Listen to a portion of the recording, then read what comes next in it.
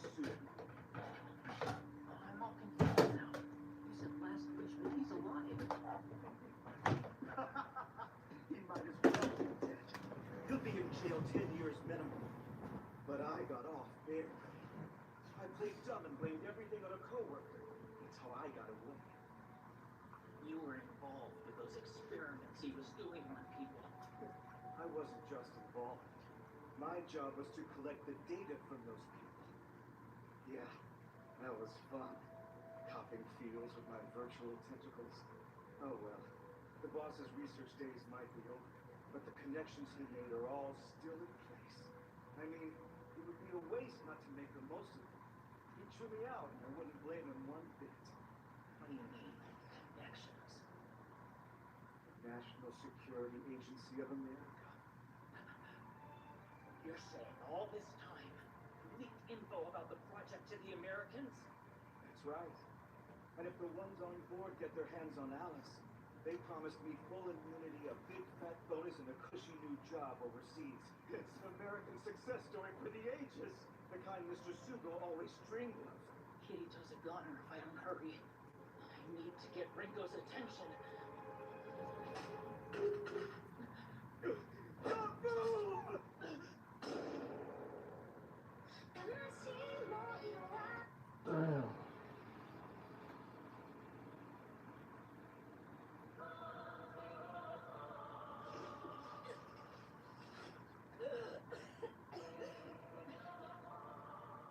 Subtleizer. I was hoping you'd be Alice. It doesn't matter. I'll catch up to her. You look familiar. We met before back in GGO, didn't we? And if I remember correctly, your name is Sinan. Of all places to run into each other. What do you want? Why are you here? It was inevitable our paths would cross again. This is what's called fate. Two people brought together thanks to the power of the soul. And now I'll get to learn a few things. Like about the STL. And if I can eat real souls with it, like I can fuck lights. Even better, I'll learn what I couldn't when I killed you in B.O.B. How sweet your soul really is.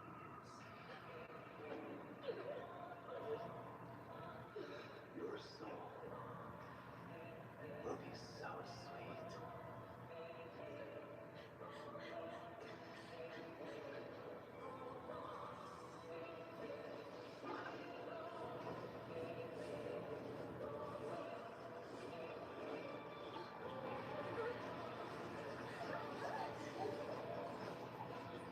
No.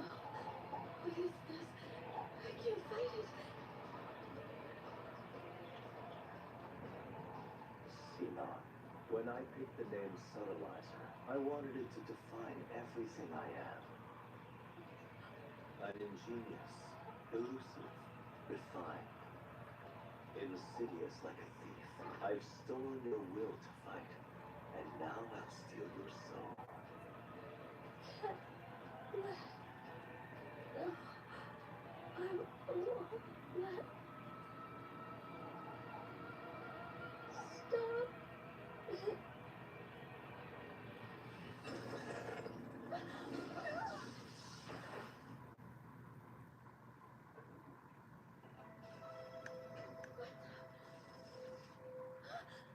It's the electrode.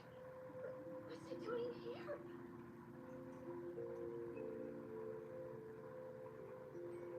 Kirito, you went and saved me again.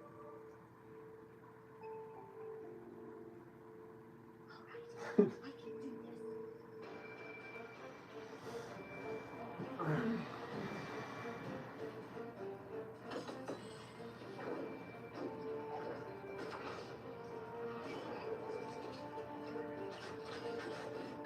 You're definitely not a god or a devil. You're a plain old human. Don't miss. Don't miss, Hecate!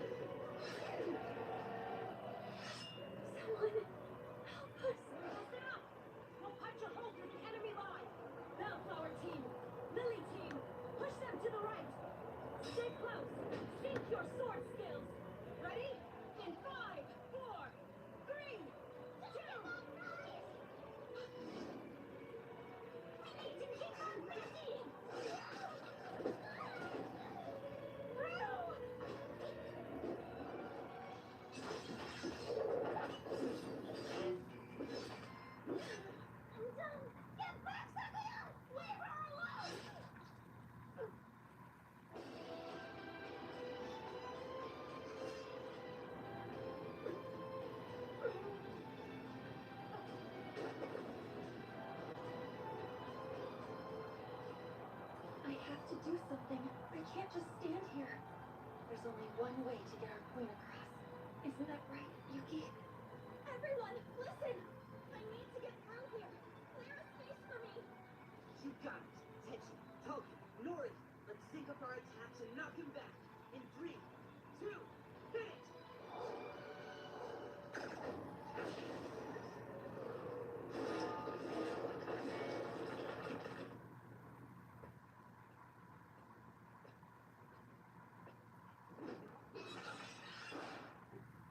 Listen to me.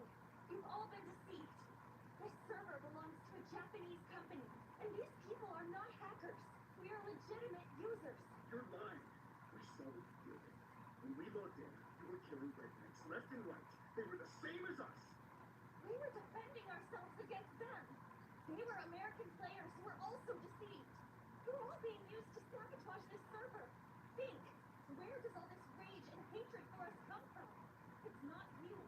Someone put you up to this.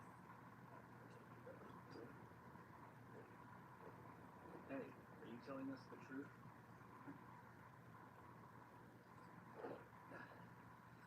My handle's Moonface. What's yours? I go by Sue. Alright. I believe you. Ever since I dove in, I had a bad feeling about this.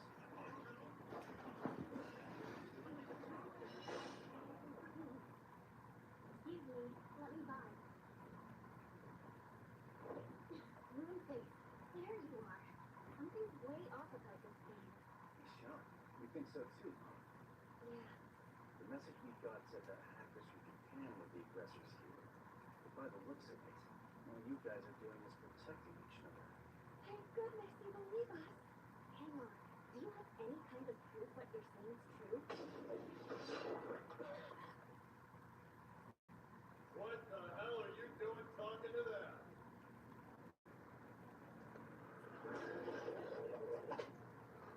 The last thing we need in our ranks is traitors! Y'all know how the Japanese are. You can't trust them. Besides, if this was a Japanese server, and they're really legit users, then how come they got all the high-grade gear? Huh? Why now? They cheated like they always do and stole it from us! We didn't! Yes, our gear is different. But that's because we took our names from other games and we converted them to this world. Ha! You're telling me you're so dumb you'd move your main character to a test server? You're lying! They're all a bunch of liars! We're not. I swear. Please believe me. We knew we might lose our characters. Our friends,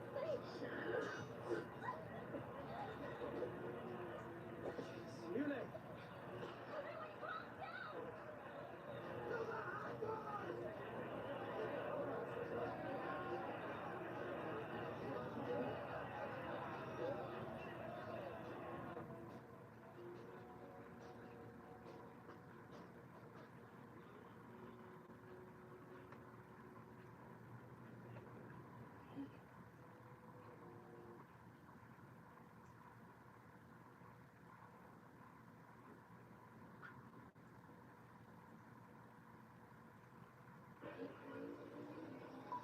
I made no friends in the pits and you take no...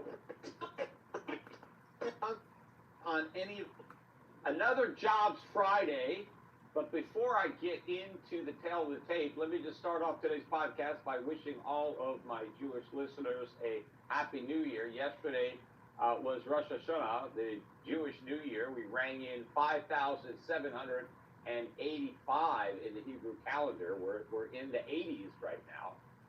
And so Happy New Year to everybody. And let me get into the jobs report, which came out today. Now, first of all, this is the second to last jobs report that we're going to have before the election in November. But for all practical purposes, it's kind of like the last report because we get one more report before the election, but that's not going to be until the Friday, November 1st.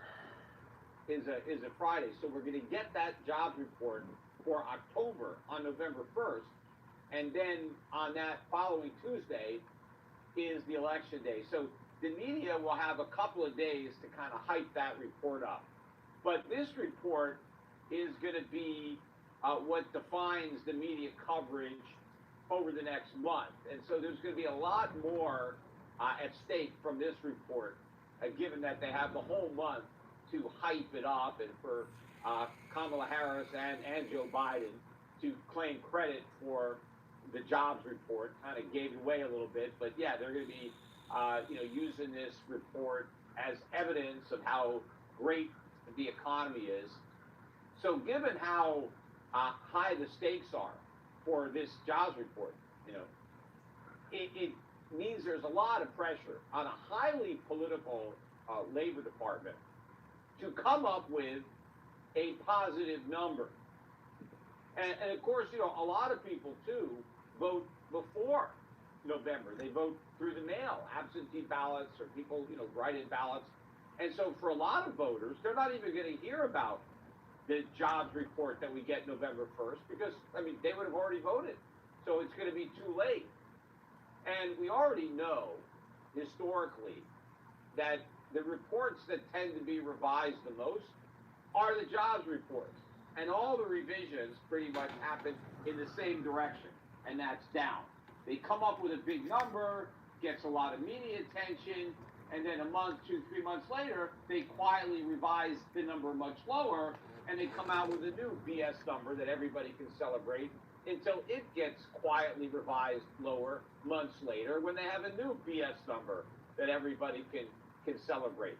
But the stakes were very high for the Democrats to come out with a positive number. I have no doubt that the number that we got, and I'm going to get to that in a minute, is going to be revised down, if not next month, because that's still going to be before the election. But after the election, in the months that follow, I would expect major reductions in the number of jobs that we were told were created, not just the report we just got for September, but even more downward revisions from prior numbers that were all basically BS. But anyway, the consensus was for 132,500 jobs created. Remember, we got a weak number the prior month. It was 142,000 jobs. And so the markets were anticipating another weak number. And in fact, if you look at the ADP number, that's the private sector number that came out on Wednesday. That was better than estimates, but it was still a low number, 143,000.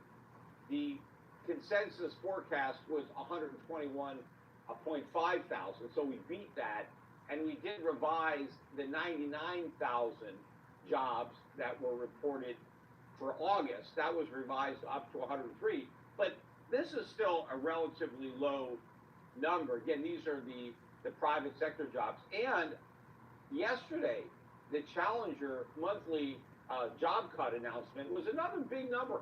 Not quite as big as the 75,891 announced layoffs for August, but it was 72,821. It's still a big number above 70,000. That's a lot of job cuts announced in 1 month. So even though we had a relatively low ADP number, a lot of announced layoffs, we still managed to come out with a big beat on the official non-farm payroll number.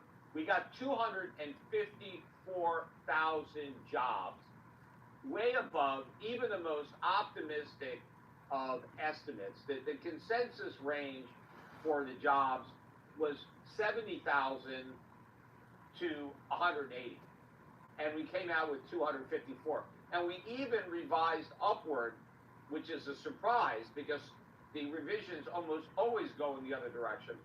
But this month we upwardly revised the 142,000 that was reported for August to 159,000.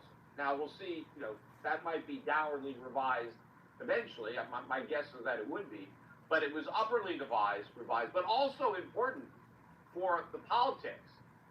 The unemployment rate that gets a lot of media attention, the official, the U3 rate, right, went from 4.2% down to...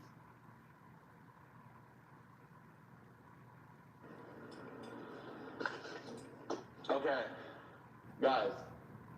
Bro, what is he wearing, bro? Oh, he's drunk. Remember when the face cut? And what did I say? Immediately. I said, I gotta take this on the chin. I gotta take this on the L. It's my mistake, right? I had to keep it real with myself. Well, I gotta keep it real with myself right now. What my spidey senses are telling me is this is probably the last day you're gonna see me. What the? It's only a matter of time until they get my location. And once they get my location, there's not really much you can do. And I can cry saying that. So I'm gonna ask y'all, because nobody knows my location right now. Nobody has the Addy, y'all. I'm gonna ask y'all, can I hang out with y'all tonight as Yusuf, just me, and not have to be the character I've been on the internet for so many years? And just give me that one night. Whatever, I'll leave. I want to be on anyways. Always, I'll leave, but just give me one night as myself. I'll literally be chill. I'll just talk to y'all about. Please. Y'all can say whatever you want. I don't give a. These are my feelings. This is what I'm going through. I was doing so good. I swear to God I was.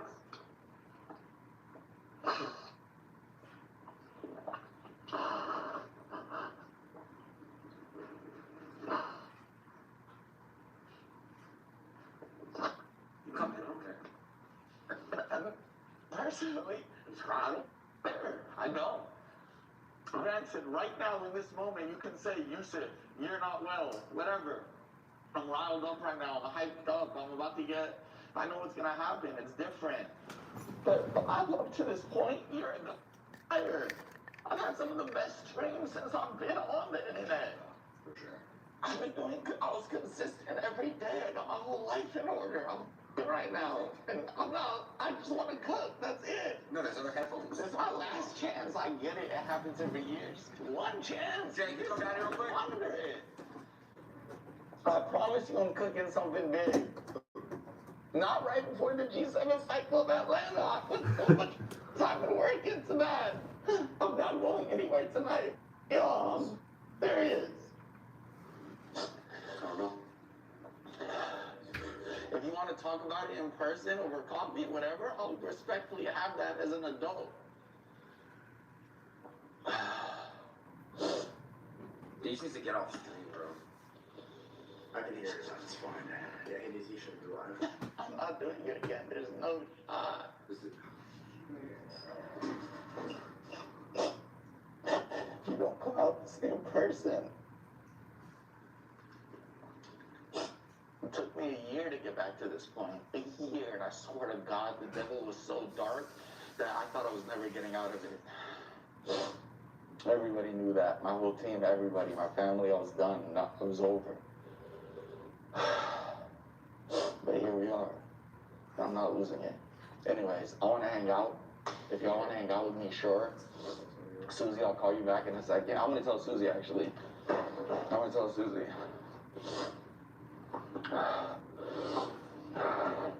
Hold on, let me send a text first. Oh.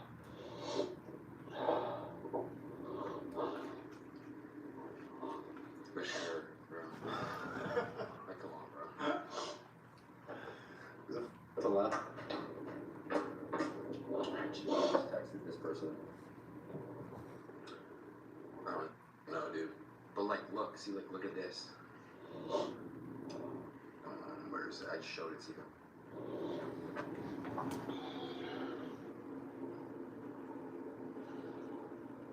See? Yes, it's just. It's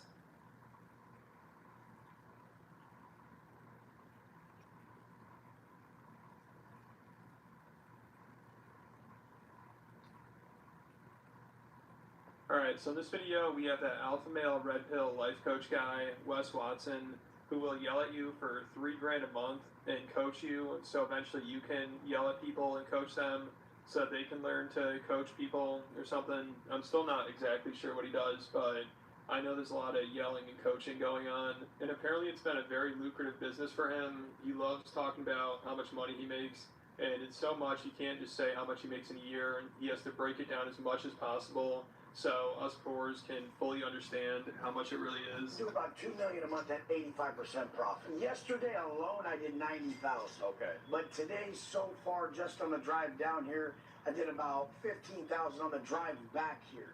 Today we'll do anywhere between 30 and 200 grand. Every day I do between 30 and 200,000. I have about 40,000 in recurring revenue from all my programs that I get daily. So daily I get 40,000 regardless. If I don't do one thing. So he really enjoys talking about how much money he makes, but when he's not doing that, he's usually having a meltdown over how little other people make and how he's so far above them. Like, he's always going off on the poors, as Tom Segura would say, but Tom seems like the most down-to-earth person ever compared to Wes. I mean, one time he talked about flipping out and putting his hands on somebody because they didn't shut his car door properly. I think that's what he's saying here. Honestly, I'm not too sure. I think I might be too poor to even understand what he's mad about. I don't operate too well around normal people because they're stupid. They're in their position. They're in the same position they're in because they're not that educated. They don't understand what the f***'s happening. The motherfucker pushes my phantom door with his hand on the pane. I go, motherfucker, have you ever had your car washed? And he goes, what? And I said, have you ever had your fucking car washed before? And he goes, oh, come on, Wes. I said, nah, dog, have you ever washed your fucking car? And he goes, oh, come on, bro. I said, do you want someone putting their fucking hand all over it? And I grab him by his neck, and I'm holding him by his neck. I'm like, you stupid motherfucker. What the fuck? No. This happens all day. No, it's not good. I would never let someone like that get to me, though. Oh, no. Isn't there a certain point where you can't let people that are doing, like, that you're doing way better than get to you, you know? No, you have to teach them. And you know you're too far gone when even this kid thinks you're out of control. Like, I always thought this kid was the worst, but I think Wes might have him beat. And it's just funny that Wes is always talking about how important money is, and he brags about how much he makes, but he always just seems miserable and lets the dumbest shit get to him. Like, if you remember around 5 months ago, he threw a temper tantrum at a Fresh and Fit event because somebody was talking about how materialism isn't the most important thing in life, which just caused him to lose it, and he's pretty much just been spiraling ever since. Dude, goddamn, look at whose shirt is that? Dude, your fucking mom bought you that, your aunt bought you that for fucking Thanksgiving dinner. That's like Oshkosh Bagosh or some shit, bro. Holy shit. If those are meant to you guys, God go fucking kill God yourself. forbid you say watches are not important to this guy. No, it's the thing about materialism. You worship it, dude. You worship it. Listen how reactive you are if someone shave says your goddamn arms. See, you can't deal with it. You can't deal with it. Why would I shave my arms? I'm a man. Look at these pale What the fuck is wrong with you? Okay. Shave your body. Aren't you a man? So it's been around 5 months since that, and he still hasn't recovered. I mean, I don't think he ever will. And he's kind of proven their point. You know, he talks about money so important and everything, but like I said, he seems miserable and is always having a meltdown over the smallest things.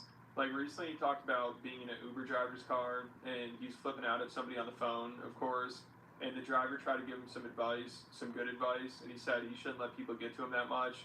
But of course, this just pissed Wes off even more. So he had to put the driver in his place and tell him how much money he has and call him a broke loser. The driver, he was just quiet the whole way as I just fucking laid into this idiot on the way here. Because these people, they always just fucking insert their fucking advice into my life. And whatever me and the guy were talking about, I had to yell at the dude, tell him he's a fucking dipshit, and he shut the fuck up.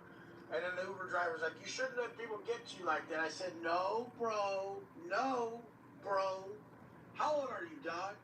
He said 67. I said, you're an Uber driver at 67. Let's just go over the facts. You just picked me up at my $25 million house. You're dropping me off at my warehouse. Look inside there. I opened the garage. I said, there's Rolls Royces and Lamborghinis in there. That lifted truck right there is $600,000. I was like, you're an Uber driver at 67, bro. Look at your physical condition and look at where you're at. You're an Uber driver. You just picked me up at my $25 million house. Like, you picked me up there. You saw it, bro. Why are you giving me any advice? All you should do is ask me what the fuck I do and how I did it. And you should realize that top people, the only reason a lot of you guys are not top people is because you don't yell at people. So he's doing a real good job of proving how important materialism is. You know, it sounds like all that money he has is making him real happy. I mean, that Uber driver was probably like, listen, I'm good with what I'm doing. If that's what making money is like, having roid rage every day over some stupid shit like somebody blowing a leaf blower outside your house, then I think I'm happy with what I'm doing. We still need to hear this fucking noise when people have to just walk around your house blowing leaves because they don't have any better solution. It's fucking psychotic. Who the fuck likes this noise around their house twice a week to pay for it? Okay, there's a good invention for you motherfuckers. Shut up. Watch. Here you go. Hey! Hey!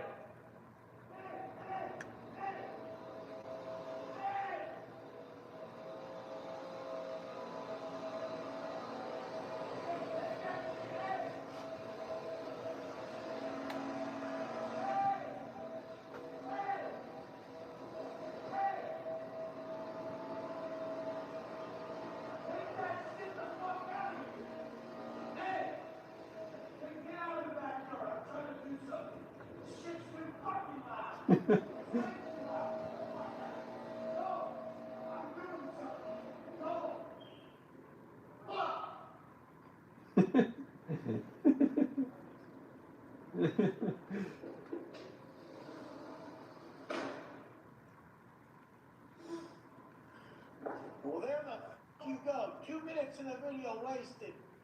Because these motherfuckers just don't get that it's so fucking annoying to sit there. There's no possible way that needed to be done at that level. This is. And imagine hiring this guy as your life coach. How sad is that?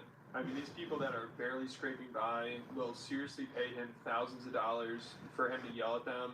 But I think he might be finally running out of losers to take advantage of because his views are way down. He keeps embarrassing himself. He seems to be getting more and more desperate. Like recently, he was flipping out at his fans for being broke and not having at least $10,000 to pay for his course. 99% of you motherfuckers are in such a laughable position. It makes me sick to think that you actually should speak or know anything, or why the fuck you're even still breathing at this point. Go on to always say, hey, invest in me, believe in me, I'll be your best student. Motherfucker. Ain't no best motherfucker doesn't have 10 fucking G's, doesn't have 100 G's, doesn't have an M to spend. You don't even got a credit card? Who the fuck should ever trust you? You mean you want to get to a position like you see motherfuckers like me have, and you don't have 100 grand liquid to spend on your business? You losers and you dumb bitches. Yeah, I said it. You guys don't ever want to give compliments up top because you want success to be what you already. So this is a bold strategy for him, yelling at his fans for not wanting to put $10,000 on a credit card to pay for his course, so he can continue to afford driving around in a Bugatti. I mean, it sounds like people are starting to come to their senses finally and realizing how embarrassing it would be to pay this guy. I mean, he's telling people, you can get to my level, but first you have to help me finance my lifestyle. You know, like, you want to get a Bugatti? Well, help me pay for mine first. And he always talks about how much money he spends every month, like it's a flex, but it just sounds like he's an idiot because he's probably going to go broke. I mean, I'm sure his sales are dropping, and like I said, he seems desperate, but he'll never give up his lifestyle. That would be so embarrassing for him. You know, that's all he has. So he'd probably rather just go bankrupt. Like he said, he still spends $600,000 in monthly expenses. And I guess part of his marketing strategy is to brag about that while yelling at his fans for not giving him enough money. How do so many grown men who look like they're doing okay online not even have 10 grand? Like, what the fuck? What are you guys doing? You don't even have 10 grand. The fucking takes offense to that is so fucking stupid. You should be like, well, damn. How do you have 600,000 in bills a month and still be buying dope ass shit?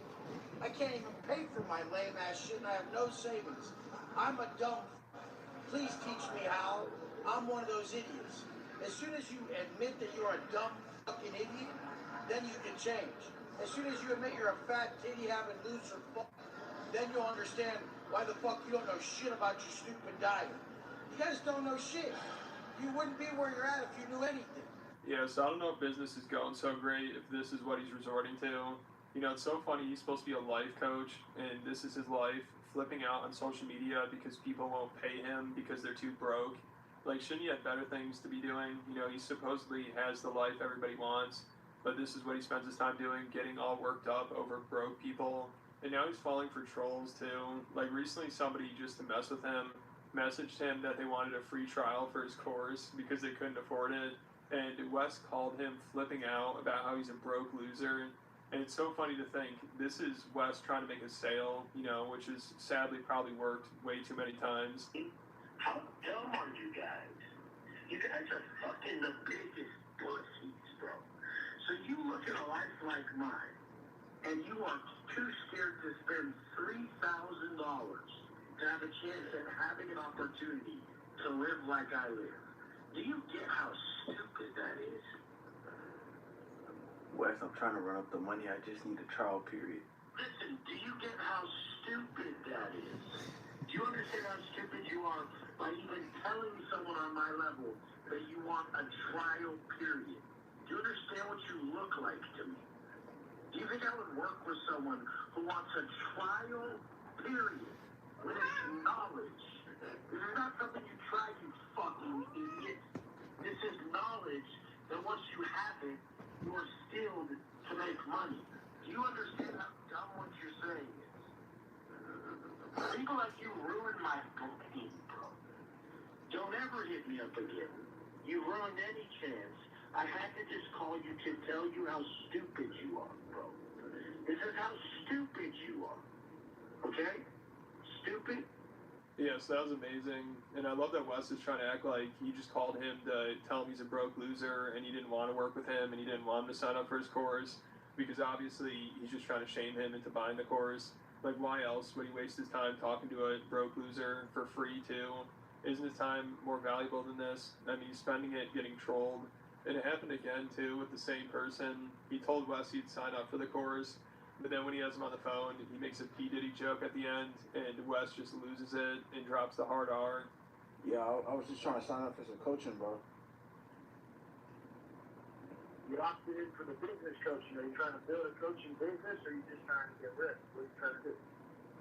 Shit, I'm trying to do both, really. Yeah, because on Instagram I can just video chat you right there. I don't have to fucking, and I can send you the stuff. I can see what you got.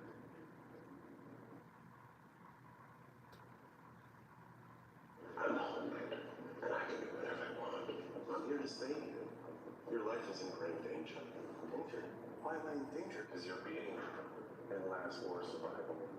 Getting stronger. Thinking to kill all these little red men, and there's more of me to do it. Shooting the tires out, scoring points. And he took me out with one punch. Now, love him or hate him, but Anthony Starr, the actor who plays Homelander in TV show The Boys, and for a brief cameo in Gen V. What kind of animal are you? What? Which I repurposed into a meme on my Discord server. I think it is safe to say that Homelander at the minute is one of the most recognizable, iconic characters in TV, and every little boy on the internet is basically gravitating towards him and making him their personality. Now, the problem is with Anthony Starr, what does he do in between The Boys? Because as you know, Anthony Starr, he wasn't really known for any roles before The Boys. And when I mean wasn't known, I don't mean that he didn't act or do anything. By the way, he had plenty of roles, but none of these roles gained him the huge dominance in the market that he has now as playing Homelander. Quick announcement as well, I'm going to be selling exclusive merch at PAX Melbourne the 11th of October. That's going to be between 5 p.m. and 9 p.m. We're selling Darkwood merch and we've also got some exclusive posters. I feel that Homelander is Gen Z's Patrick Bateman, despite the fact that American Psycho did come out in the year 2000, which still qualifies as being Gen Z, but whatever. But genuinely, at the minute, I don't think there is a single character in Western media that is more recognizable, more iconic, and hasn't been memed on more. Remember such hilarious clips like Homelander checking his phone and then laughing, which they shamelessly stole from Breaking Bad. But But yeah, my point is, for Anthony, in between filming seasons of The Boys and probably having a little cameo appearance in Gen V, what is bro doing? Like, how is he getting any kind of income in the meantime? Now, this is where it gets funny, because a lot of actors will tend to do some side work, right? You know, maybe some appearances in a TV show. You could be someone like Chris Evans, someone that is so hot at the minute for Hollywood to get their hands on, that he can have like a 2-minute cameo in the new Deadpool Wolverine film and probably be paid in excess of $30 million. So Anthony has taken it upon himself to star in various mobile game ads, because as we know, any YouTuber that you watch, whether you love them or you hate them, chances are they've done some kind of ad read for a mobile game, whether that's Raid Shadow Legends or I mean that's it. That's the only one I can think of. And the reason why YouTubers do this is, first of all, we have no moral code whatsoever. We'll take any money we can get because we're absolutely desperate and complete parasites. And secondly, it's very easy money, and they do tend to overpay. So Anthony Starr, or as I'm probably going to call him for the rest of the video, Homelander, has taken it upon himself to star in various mobile game ads, like for example, Last War Survival, and yes, he is referenced to Homelander from The Boys. And before you wonder, no, this isn't Jeremy Fragrance of meth or some kind of stand-in or body double. This is actually Anthony Starr, who was paid probably an insane amount of money to be in these adverts. You're Anthony Starr. You're like a superhero. I'm here to save you. Is this your high score? Oh, yeah. But why am I in danger? Because you're beating in Last War Survival. And the thing is, with these mobile games, a lot of celebrities sign themselves up to have little cameos. Like, for example, Clash of Clans has had loads and loads of famous actors over the years. Hostile. And I don't really blame the celebrities for this, because their only obligation is probably to turn up for a day of filming, and then they get like $5 to $10 million in the bag for just doing nothing, essentially. It is really a free money printer, and then obviously the mobile game in question hopes that by having a popular character in their ad, it gets all the kids to download it. Honestly, I don't really understand mobile games, and I probably never will. I'll reinstall Clash of Clans every 3 years or so, spend $100 on it buying gems, and then just get bored and quit. But even though I don't like it because there's no slow burn, all in the head horror games with PS1 graphics, mobile games are by far the most popular gaming market, beating out console. I mean, of course it's beating out console, there's nothing to play, and PC as well. Oh wait, no, guys, someone in the comments is going to bring up that Starfield just had DLC. Oh god, oh no, I kneel, I'm really sorry. So Last War, by the look of it, is another mobile game that promotes itself to be something completely different from what it is. When you look at the footage of the game versus the footage used in the advertisements that Homelander appears in, you can clearly tell that the game is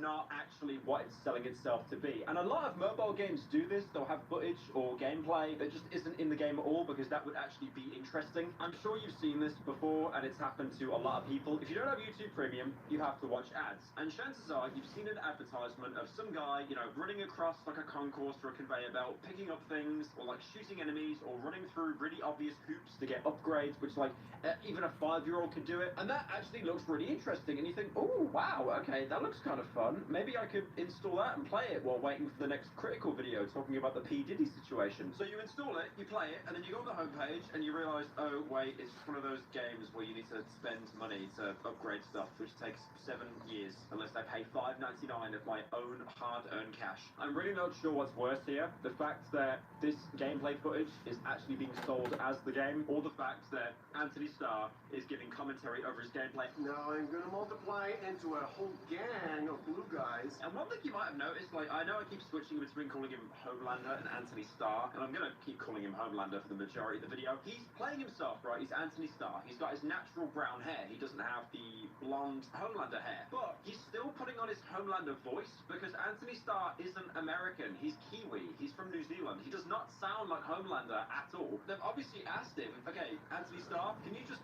sound like Homelander? Can you do the funny Homelander American accent? Because that'll probably sell us more units. And the thing is about Homelander's commentary, I'm really sorry about this, man, but it's bad. Okay, here we go. Last war.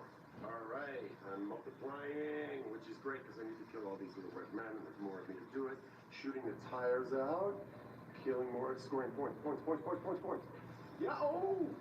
Now there's a lot more of me, which is better to shoot away tires. It's great. This isn't even like PewDiePie 2015 playing Aone. By the way, does anyone remember PewDiePie playing Aone? If you're like a new gen, you wouldn't get it, but oh my god, that is like, that lives rent-free in my head as a prime example. In old YouTube, you could get away with anything. This is like a really old PewDiePie video I pulled up. You can tell it's so dated because there's still on-screen annotations. They don't exist anymore. They haven't for like 5 years. He's got the little annotations there. You got a little face cam up there. Like and fave if you WTF'd XD. Holy Tumblr.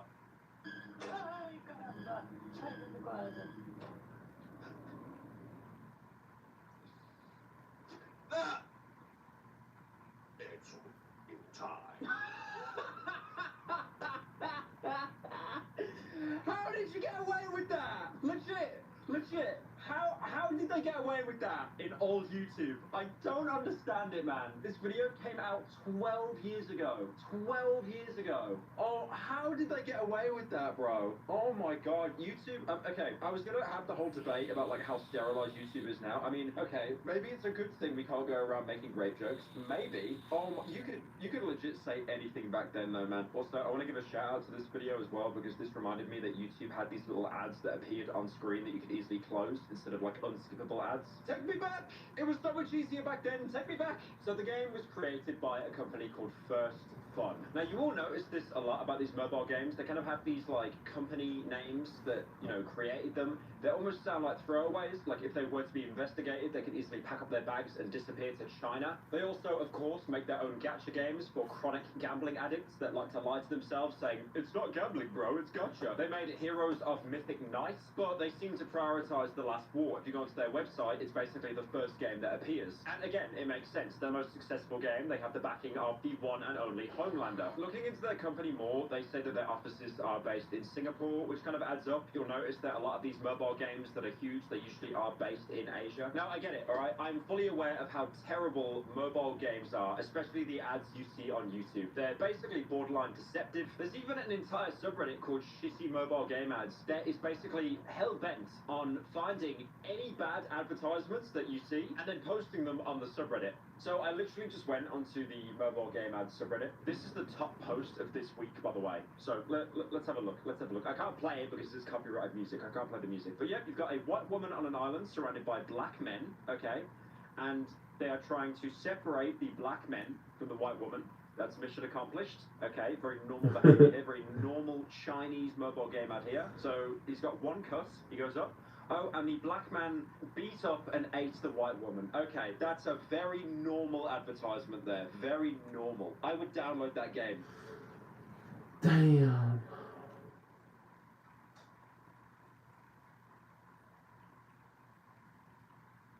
What's good, everybody? Hope you're doing well.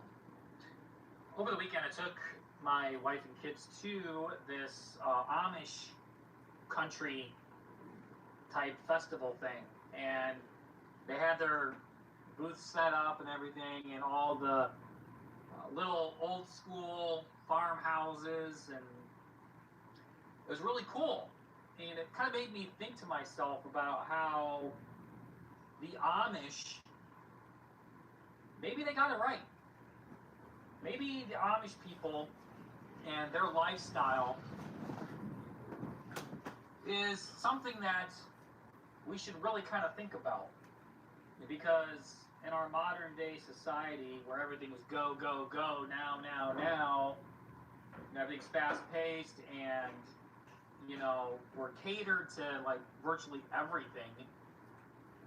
Self-gratification, immediate gratification with literally everything at our fingertips.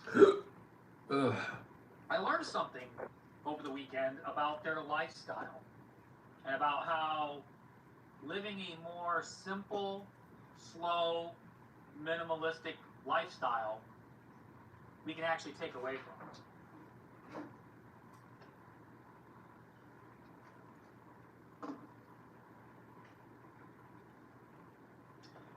Now, in years past, I've been known to kind of make fun of the Amish. Like, I just kind of thought to myself, why would somebody, like, purposely want to live in such an isolated state right? With technology, away from the world, and live a more simple lifestyle like that. Why would somebody subject themselves to that? I grew up, my generation, I'm 42 years old, my generation is the last generation to grow up throughout your childhood without the internet. And if you're under the age of 40 and you're in your 30s or younger, this type of lifestyle that we live in now in this culture is all you've known. And I looked at their lives, I kind of really sat down with, and really observed their culture, the Amish culture. Now, I'm not saying it's perfect, and there's a lot of things that I kind of disagree with, don't get me wrong, with some of it. But overall, I was intrigued by their lifestyle, by their culture, and how they live their lives, and, not just their faith aspect of it, but just their overall slow, minimalistic lifestyle. Now, I do know that once their children get of age, they have the choice to, kind of go out on their own and experience the world. And there was a TV show, I think, that was made after the Amish lifestyle, and how their kids kind of went off and did the whole party scene and kind of just lived life how most of us did when we were late teens, early adulthoods, right? Adulthood years. And whether or not you want to stay in that new lifestyle or come back to the Amish lifestyle, I believe. Don't quote me. If you're Amish, let me know down in the comments below if that's how it is with their children. I respect it. I'm actually intrigued to learn. But it was kind of eye-opening for me to really see the difference in our culture and our society today, and how the culture and lifestyle of the Amish hasn't changed much throughout the years.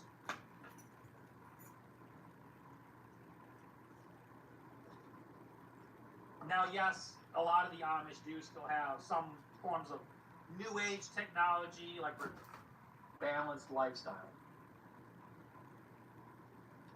And like I said, growing up, I used to think, oh, they dress weird and they talk weird and they,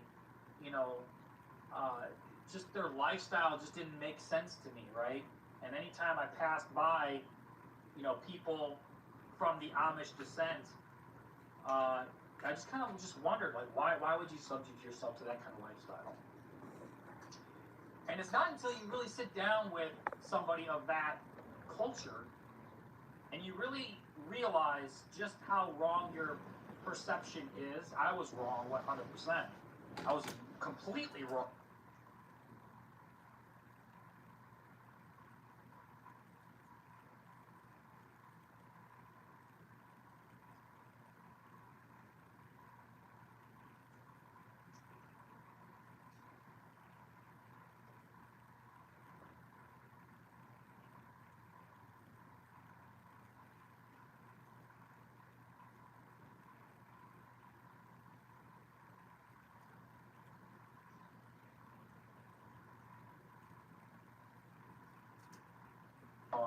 And a lot of my perception of the Amish culture and lifestyle, these people work hard. Like the Amish country, Amish culture are hard-working people, man. Extremely hard-working people. They cultivate their land, they cultivate their families, they're very family-oriented, they're very, faith-based oriented, very family-oriented. And like I said, I didn't really truly understand about why they would separate themselves so much from the world. And now I kind of look back and I'm thinking to myself, with all the chaos and everything that would happen in 2020 and everything, I kind of think to myself, just everything over the last couple of years, like, there's a lot to their culture that really makes sense, that really I can learn from. And I can implement in my own life to make my life, my family home, a lot better. Now, I'm not saying I'm going to just, wake up tomorrow and pull my wife aside and be like, hey, look, we need to just go all 100% all Amish, right? That's not obviously what I'm going to do. you know, grow out my beard all the way down to here and, you know, shave off the mustache and just go with the beard. But overall, yeah, man, it's just crazy. I was wrong in my perception growing up. And like I said, there's things that I don't agree with their lifestyle, don't get me wrong. But overall, like, there's so much to take away from. Mainly the simplicity of their lifestyle, that they don't need a lot to be happy. They don't need an abundance to be joyful, to be content. Wouldn't it be cool just to kind of go back to an easier time, an easier time where, you know, we didn't need a lot, right? We didn't need a lot to survive. We didn't need a lot to be happy and to be content. And somehow, some way, throughout all the generations, throughout all the time in history, the Amish continue to be able to be an example of that type of lifestyle.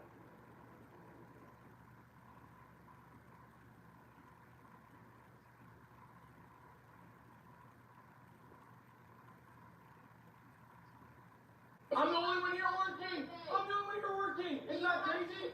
Yeah, I do. Because I have bills every month. I have to pay $100,000 every month, and it's stressful. From getting sued by State Farm for insurance fraud to absolutely losing his mind on live stream and telling everybody how he truly feels. Why you're probably with me in the first place. If I didn't use social media, you wouldn't even give me attention.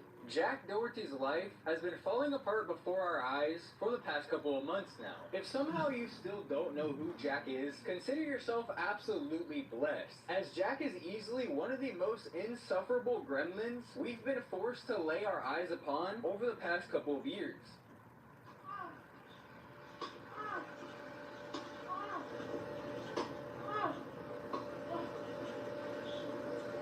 Now, I've actually made 2 other videos talking about Jack and why exactly he's so hated, but long story short, Jack blew up on YouTube very early on at a very young age, even hitting 1 million subscribers 3 years before he graduated high school. 1 million! He then used that clout to convince young girls to sign absolutely horrible OnlyFans contracts where he takes most of their money. Starting off with his very first girlfriend and current girlfriend of another big streamer, Neon, Sam Frank. Hey. But guys, this is Sam, this is my girlfriend. We've done the video in the past before, and He broke my iPhone 11. He then has these girls star in absolute garbage, bottom tier content on TikTok and YouTube, and kids eat this shit up. McKinley! Oh, I got you. I missed you. Oh, I missed you. Hey. He uses this content to funnel these literal children to these girls' OF pages where he makes the majority of his money. He then uses this money to buy things like houses and exotic cars so he can continue making YouTube videos flexing on his young, impressionable audience. Jack, which one of these cars is your favorite? It's probably not even any of these cars, honestly. It's probably the one I have next door, because I got the crib next door as well. But I keep it parked over there. Well, how much are these ones worth? That one was $400K. This one was $250K. This one was $350K. And then my Tesla was like $140. But I'm getting a Cybertruck, so I'm gonna be giving that Tesla away. So if any of you guys want my Tesla, comment down below, because I'm gonna be giving it away to one of you guys once I get my Cybertruck. And that is the cycle of Jack Doherty. But it seems like all of that might be coming to an end sooner than we thought. So a few months ago, in the most recent Jack video that I made, not only did I predict the start of his downfall almost perfectly, but we also talked about a recent lawsuit that had been made against Jack. And we've recently gotten some new updates regarding this lawsuit that make Jack look really fucking bad. So last October, Jack was live streaming at some sort of Halloween party out in LA when he got into a bit of an argument with 2 dudes who honestly were wearing the goofiest fucking outfits I've ever seen in my life. Did you say something? Yeah. Oh. You guys said something? Yeah, that's what I heard. And after Jack attempted to set up a fight between him and his bodyguard and the 2 guys he was arguing with, I super shit here. All right, go. I'm running. Jack's bodyguard Kane, who has a history of violently attacking people, would randomly just sucker punch one of the dudes straight in the face. Oh, no, stop. No, are you fucking... Hey, what's up? Hey, what's up? And although in the moment point, Jack would get away from this situation without any repercussions, as he has done time and time again. A few months after this situation happened, this lawsuit would actually be filed against Jack. And although Jack likes to make it seem like he makes a ton of money, or that he's really good at managing the money he does make, the way he's reacted to this lawsuit being filed against him may prove otherwise, as it has now came out that Jack has attempted to use his renter's insurance to help pay for the lawsuit, and State Farm has actually filed their own lawsuit against Jack because of it. So now this Adderall addicted, Funko Pop built bitch has 2 lawsuits looming over his head. In new legal docs obtained by TMZ, State Farm says Jack is trying to use his renter's insurance policy to force the company to defend him in the litigation and possibly cough up any damages that may be owed. The thing is, State Farm says Jack is not actually covered here, because not only does the policy not cover willful acts that cause bodily harm, he also posted the video of the fight on his social media pages and is using the footage as part of his business, which is also not covered under the policy. So basically, Jack is trying to use his renter's insurance to help pay for this lawsuit that not only didn't happen on his property, it didn't even happen in the same state that he lives in. Jack lives in Florida, and this party was in California, and that could mean a couple of things. The first thing it could mean is that Jack is actually dumb as fuck, and he truly thought he was able to use his renter's insurance to help pay for this lawsuit. And although I do believe Jack is stupid as shit, something tells me he is not that dumb, so I don't think that's what's going on here. The other option is that Jack is such a fucking douchebag, such a terrible, garbage human being, that he's willing to do the absolute most to not have to pay for this lawsuit and pay money that he owes. And because of that, he tried to pull a fast one on State Farm and get them to pay for the lawsuit, maybe hoping that they wouldn't look deeper into it and just cough up the money. And for all we know, Jack could have done this previously, and that's why he was so confident in doing this. Because to me, this seems really dumb. I really can't comprehend why exactly you would do something like this, as in my experiences with insurance companies, they will ask you a million questions and look as deep into the situation as they please. Because the last thing any insurance company wants to do is give you their money. And the third, and in my opinion, the most likely reason as to why Jack did this is because he simply isn't managing his money as well as he wants us to think. Now, obviously, I have absolutely no idea how much money Jack makes, but what I can tell you for sure is he's spending a shit ton of that money every single month. Back in the original Jack video I made, we talked about this tweet, talk shit all you want, you wish you can spend this much on your credit card in just 2 weeks, and it shows that he spent $241,000 on his credit card in the past 2 weeks. Well, what I didn't show you in that video is about 10 days later, he posted another screenshot showing that he actually spent about $324,000 in a 2-week period. And that's obviously a shit ton of money. Not to mention, the house that he currently lives in, he's renting out for $55,000 a month. Alright guys, so this is my new house right here. I'm going to give you guys a quick little tour, but we just signed the lease. It's $55,000 a month. And I'm sure he has a ton more overhead costs. And although Jack is clearly making a ton of money, he's also very clearly spending a ton of money. And the thing about making money is you can make $50,000, $100,000, $300,000 a month. If you're spending half of that on just overhead costs, and then you run into a road bump like a lawsuit from someone who's trying to take your money from you, you might have an issue. And the majority of his money he's making is from these OF girls. So if their income slows down, guess whose income is slowing down with it? And with the way he was reacting on one of his most recent live streams, something tells me that money might not be flowing the same as when he first started managing these girls' OF pages. So about a week ago, Jack would go on a cruise ship with his girlfriend and about 10 other people. Alright guys, we're on a cruise. We got a 2-story room. This thing's insane, but look at the view over here. Come out, look at this. Oh my god.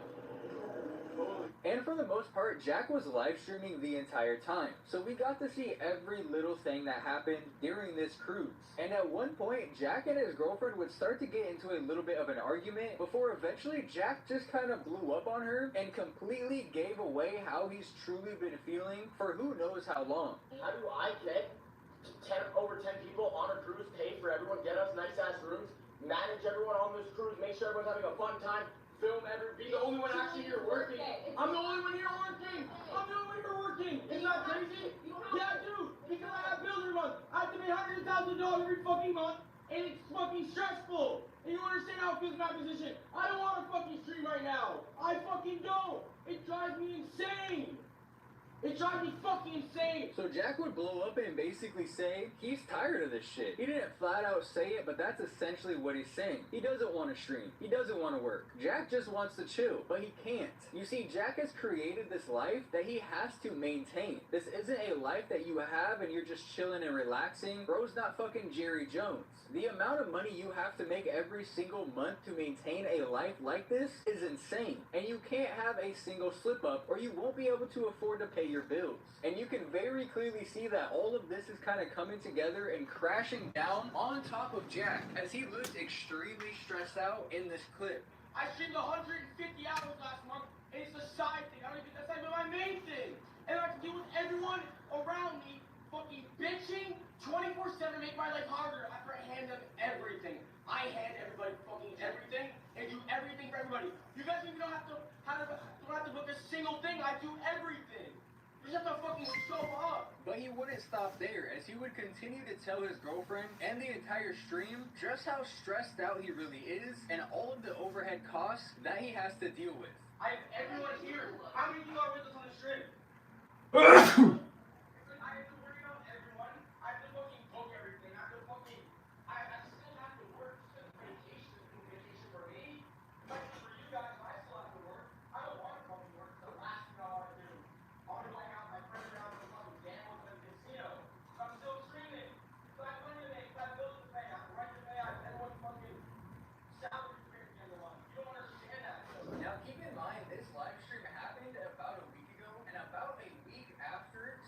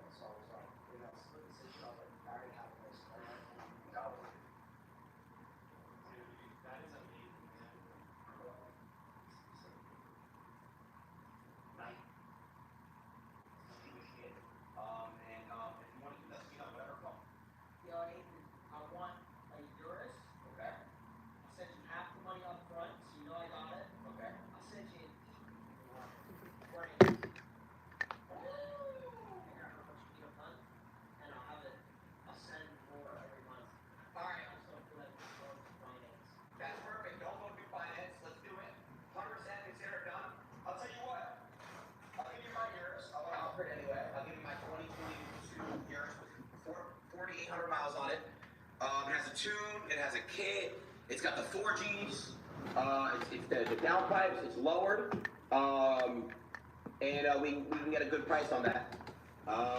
It's a very, very, very good fucking car. I'll tell you that. It's literally, there's really no other work you could really do to a Urus. I've done the maximum work for it. I just want to, like I said, I'm probably gonna get a Ferrari truck. So take my Urus, and let's do it. Let's make it happen. Come on. Let's do it. You can rewrap it. It's like you're doing. You're gonna brand new shit. My car is really fucking good. It's really, really good. Very good. Very, very good. Yeah, I'm gonna go Ferrari truck, Jack. I'm gonna go Ferrari truck. I want that V12. Bro? What's good, dude? This is Jeffrey. How are you? Oh. Hey, Jeffrey. Hey, man. I actually deal with, I don't know if you've ever heard of him. His name is Aiden Ross. He wants to get rid of his Urus. He was curious. He said that you're interested a little bit. So let's get this going, bro. Yo, I really love what you're doing. I love what you do with your mom. She's a very, very nice, lady. And I really, really like that clip a lot, man. And Aiden Ross would like to sell you his Urus, so I'll just explain it. It's a wide body kit. It's downpipes tuned. You got the 4Gs. It's lowered, obviously. And there's really like the most of the most done with it. It's everything's done. He put a lot of money into it. He put over like $100,000 into it. So. So what do you think his price would be for that? Well, I'm Jewish, he's Jewish, you're Jewish. Let's just start Jewing, all right? Let's start getting into the Jew talks.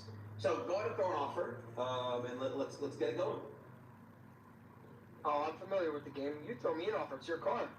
Yeah, I know, but you're the one that's trying to offer on a car. So you are the one that wants the car. No, I wanted a Urus. It's a Urus. Ross's Urus was offered to me by you, Jeffrey. Oh, okay, so then I'll just tell Aiden Ross another why then, because you got to make the offer. Sorry, man, I'm Aiden Ross's second manager.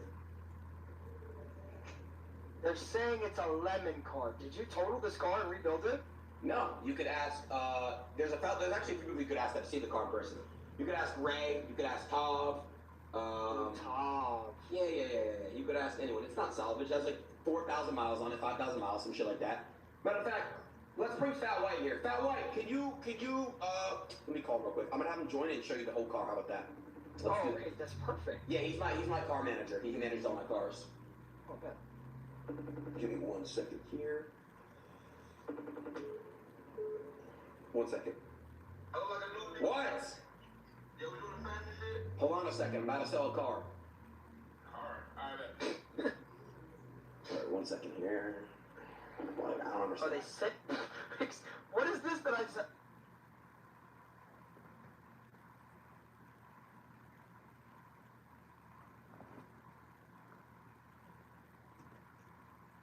Someone was able to find using the Wayback Machine that Mr. Beast was running a bong drop shipping site, and I have the Reddit post linking it that he had deleted later on because, it's illegal. Are you doing anything besides stocks? I actually ran a bong drop shipping site, but stopped because I didn't want legal trouble, lol. Unfortunately, we have more news pertaining to the mythical Mr. Beast and their allegedly illegal antics in regard to pretty much every facet of his company, and now including more information about the crypto stuff. For those who don't know, you're probably not watching this video. Anyway, a little over a week ago now, Rosanna Pansino posted a video called Mr. Beast is a Criminal, including a leaked video of Mr. Beast gambling when he was underage. But the video goes into depth talking about the illegal gambling that, Jimmy was involved in, as well as the fact that on the philanthropic side of Mr. Beast's company, they were using CGI to make it look like they were building entire hospitals when that wasn't the case. Now, I highly recommend you go check out that video to get more in-depth information in regard to those points, but what I want to talk about today is a Twitter thread investigation that Dogpack himself retweeted as of this Friday. Last 10 seconds before we jump into this investigation, I would really appreciate if you could just give this video a thumbs up. It's just a click and it really helps the video out. And if you're new to the channel and end up enjoying this video, please consider subscribing at the end. But regardless if you do either of those things, thank you for watching. Now on to the investigation. This comes from Angel Face Peanut on Twitter. They start off the thread with, this is an incredible video that goes into several shady, borderline illegal details about Mr. Beast, one of which is regarding his crypto history. It's a great segment I recommend, but there's more to cover than what Dogpack and Rosanna pointed out. And then of course showing a link to the video, but onto the thread. Disclaimer, this is an opinion piece. I'm not accusing anyone of anything. I'm also not a crypto expert whatsoever. Take what I'm saying with a grain of salt. Also, I'm not the only person who discovered some of the things I'm going to talk about. Just want to clarify that. First, let's talk about Coinbase. In his second most viewed video, Mr. Beast promoted a Coinbase sweepstakes giveaway. The segment has since been cut from the original, but you can still find it here. We can take a look at this. Something awesome this way comes. Stay tuned for a tweet from @MrBeast, and you could be rolling in crypto. Details here. And here's that video. Attention! We have a sponsor! I'm going to tell you guys about Coinbase, which makes buying, selling, and sending cryptocurrency incredibly easy. Woo!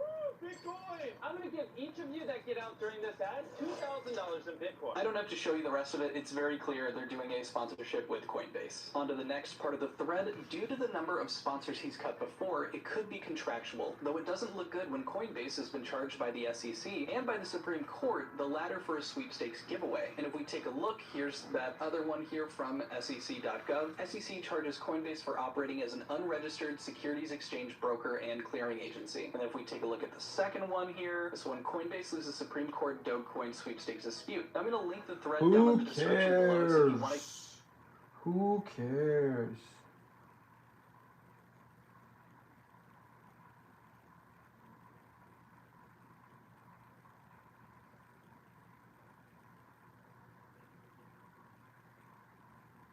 The YNW Melly case is a weird one. As some of you may know, 5 years ago today, he was locked up for two of his best friends. Now, the evidence against him is astonishing. But he's going to get away with it. Now, I know what you're thinking. Well, if he's going to get away with it, then why is he still in jail? Yes, he is still in jail, by the way. Well, because YNW Melly had a problem. The police also know he's going to get away with it, so they decided, why don't we just keep him for as long as we can? And it all started way back when YNW Melly was about 16. He didn't like some of his classmates, so he at them. The police arrest him, but it's only for a year because he's still 16. Now, why I mention this is because when you're on the police's list, it's hard to get off. He gets out on probation, which basically means a judge can send you back to jail if you do something that they don't like. He goes back to jail. YNW Melly said, why? The judge said, you rapping now, huh? You say, yup. The judge said, well, I don't like your songs. And this is where things take a turn. See, YNW Melly was making music, and he was popping off. Because frankly, to be honest, YNW Melly does have a gift for music. His first few songs are already hitting charts. But this was a bad thing, because again, he caught the attention of his judge. His judge said, you talk about in your songs, I'm sending you back. Which brings back the whole debate of should rap lyrics be used in the court of law.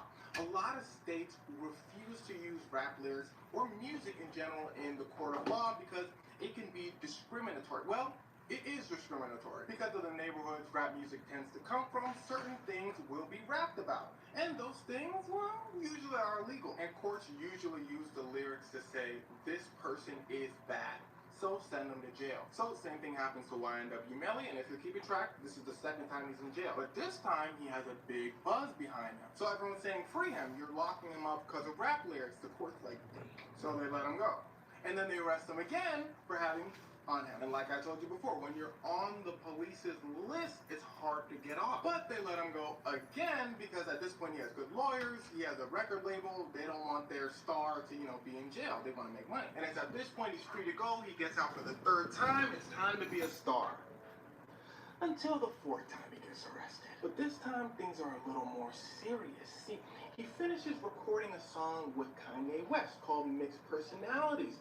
The song becomes huge. It's Kanye West. Well, 2019, 2020 Kanye West. He's flying. People listening to his original song, they saying, damn, that boy's snapping. YNW Melly like, yo. The police go, yo, you think you can rap about whatever you want now? You think you bad? YNW Melly said, like Michael Jackson. YNW Melly's lawyers slide in and go, hee hee.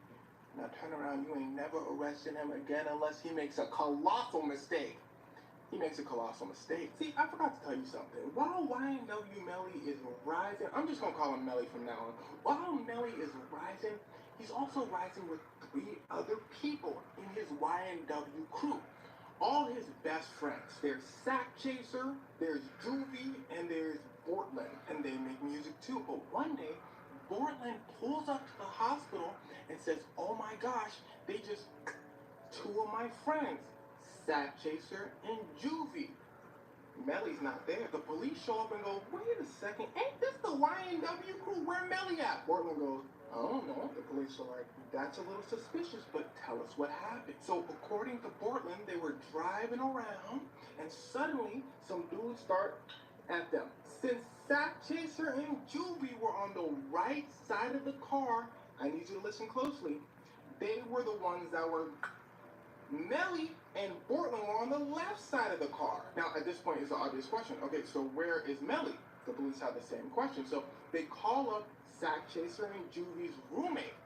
They say, yo, where's Melly? Do you know? The roommate goes, no, actually, I don't. The police go, okay, well, we found out that you were there. The roommate goes, oh, yeah. But he still says he doesn't know where Melly was because Melly got in a separate car from his friends. The police say, okay, bet. They get surveillance footage of the last time all the YNW members were together and alive, and they all walk into the same car. Melly walks in as well. In those positions, remember, Sack Chaser Juvie on the right, Melly and Portland on the left. The police look at the roommate and they go, well, he was in the same car. The roommate goes, oh yeah! So at this point, the police were like, okay, people are lying, something's going on. And this is how police investigations usually go. The more evidence you start finding, the more liberties you're granted by the state. Let me explain. They couldn't just walk over to Melly and say, you're suspicious, we're gonna arrest you, especially since he has pretty good lawyers, so they need to get the courts on their side. They say, okay, Melly was in the car with them, everybody's lying about it. Now, let's track their phone. So they track Melly's phone at the time his friends got, and remember I told you Melly's friend Portland said they drove around, they got pat, and they went to the hospital. Well, he missed a couple steps. See, they drove around past the hospital and went into the woods. Well, it wasn't the woods, but it was like a deserted area. Remember, they're tracking Melly's phone. He's with the rest of the YNW members. The phone tracking then shows them drive back from the secluded area, dropping Melly off, and then driving to the hospital. It's kind of looking like he did it, right? Well, here's the thing about court cases. You always need more. So they went to the area they claimed they got at. Everybody's like, I didn't hear nothing. They got a canine to look around for shell casings. The canine's like, I ain't seen nothing. So they drive to the secluded area. They said, canine, you see something? He said, oh, I see something. The canine found shell casings. And they matched what? Melly's friends. Let's take it a step further. They then do science stuff and figure out the came from inside the car. And trust me when I say, when it comes to ballistics, that evidence is pretty solid. They also said a drive-by did not happen. They even went as far as to track the fatal wounds, and they both came from the left side of the car. Remember, they said a drive-by happened from the right side. Well, all that being said, how could he possibly get away with this? Well, wait, I'm gonna tell you. Remember when I told you they were his best friends? Well, he was so close to them that he had their names tattooed on his face while they were alive. They've known each other since kindergarten. So people were like, but why'd he do it? And this is called motive. A motive is very important when it comes to court cases. You gotta know why somebody would do something. Or at a certain point, it's just, we can make anything up, right? The police were like, well, have you heard his lyrics? People were like, we need a reason why he might have done it. The police were like, that's a good question. So they bring Melly in. They say, Mr. Demon. He said it's pronounced Demon. His last name is Demon. It's D-E-M-O-N-S. Do with that information what you will. They said, why'd you do it? He said, do what? They said, you know what? He said, I don't. They said, damn. They went to his friend. They said, why'd you do it? He said, do what? They said, you know what? He said, I don't. They said, damn. But the police decided to hold him there because they found on him. A month later, they were able to put all the evidence together, and they said, okay, we're charging you for your friends. Now, this seems a little weird, right? Keeping someone in jail for a minor charge while you try to gather evidence for a larger charge. Well, this happens all the time in the court system where police toe the line of what's legal and not legal. When they go too far in illegal and they get caught, there's usually a mistrial, meaning the person's free to go. This toes the line a little bit. Let's see if they toe the line further. The court said to the police, well, did you find out why he might have done it? The police said, The court said, did you find the he used? The police said, The courts go, are you guys stupid? The police goes, it's hard. The police said, what about all the other stuff we found? The court said, y'all are stupid. Because you see, while all the evidence they found really points to Melly being guilty, people need to hear why, and they need to see the weapon. Those are like two bread and butter things for courts. So the police asked for more time to toe the line. They start roughing up Melly in jail, treating him really poorly. So hopefully he'll crack. he's silent. They say Melly was gonna escape, so we need to lock him up for more years. His lawyers are like, that doesn't make sense. We know you guys have nothing. We're waiting for a trial. And at this point, it's been years. They're keeping him in solitary confinement, all that. His lawyer's like, okay, you guys need to let him go. The police said, no, we're still looking. So a judge slides in and says, okay, it's gone too far. It's been years. All right, you got to do a trial. And you know that feeling when you walk into school and you know you didn't do your homework? That must have been how the prosecutors felt. They presented all that evidence I told you in the beginning of the video. The jury's like, oh, Melly did it. Melly's lawyer walks up and says, why? The prosecutors were like, because he's bad? Let me show you some of his songs. Everyone's like, ooh. Melly's lawyer was like, well, jury, do you have any doubts? Is there reasonable doubt? The jury is like, I mean, a little bit. And how the court systems go is if you're gonna send someone to jail for the rest of their life, you have to be sure. On top of that, the police were proven to be so shady during the case that it was not a good look for them. At one point, the lead detective asked one of his colleagues to lie for him while the assistant state attorney was there, because they feel like they're on the same team. We're all trying to get him in jail. What's just that? The lead detective asked his colleague to lie because he illegally took Melly's mom's phone and blah, blah, blah, blah, blah. The assistant state attorney shows up at trial and says he lied. The lead detective is like, now, wait a second. You snitching, girl? She said, yes. I thought we was on the same side. She said, I quit because I don't work with liars. And remember when I told you about that line? Well, now they started really tipping over. So the jury is like, ooh, no. It's obvious police don't have anything and they're willing to break the law. So how far have they gone? Have they lied to me about all the other evidence? The jury doesn't know. So they deliberate. 8 people say, I think he did it. 4 people say, I don't think he did. This resulted in a hung jury, meaning they couldn't figure out if he did it or not. The judge says, all right, mistrial. Melly's team goes, yeah. The prosecutor goes, what you cheering for? It's not over. Ellie's team goes, let it go. The prosecutors go, no, redo. So they ask for appeal, basically saying, let's do the trial over again. They want to bring in a bunch of evidence, showing his songs, showing a documentary about him where he says, I love.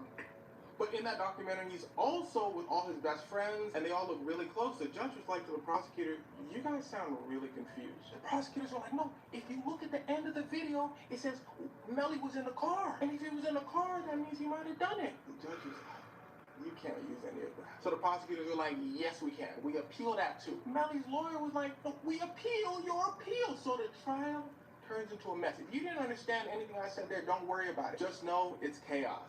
But that works for the prosecutors, the people that want to keep Melly in jail. Because while they figure this chaos out, Melly sits in a jail cell. So Melly's lawyers are like, it's been 5 years. You need to let him go. Or at least start another trial right now. The courts say, we're thinking about it. It takes them 6 months to think about it, and then they decide we're going to do another trial for next year. Now, at this point, it's insanely unethical. No matter if you think he did it or not, the court systems rely on innocent until proven guilty.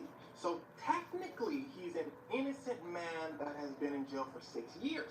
That's what Melly's lawyers say, but the judge says, Now, prosecutors know full well that the next trial is going to go the same as the first one. They still don't have any evidence, so they're going to lose. So it seems they just decided to squeeze out as many years as possible while putting Melly under very harsh conditions to kind of get their lick back. If there's something that you need to learn is that the courts do not like to lose. They will find any way to deliver punishment when they know they're going to lose. It's the same thing that's happening now. Well, not the exact same, but similar. I have a video about it somewhere. Well, that's it. YNW Melly will be released, but only when the courts feel like it.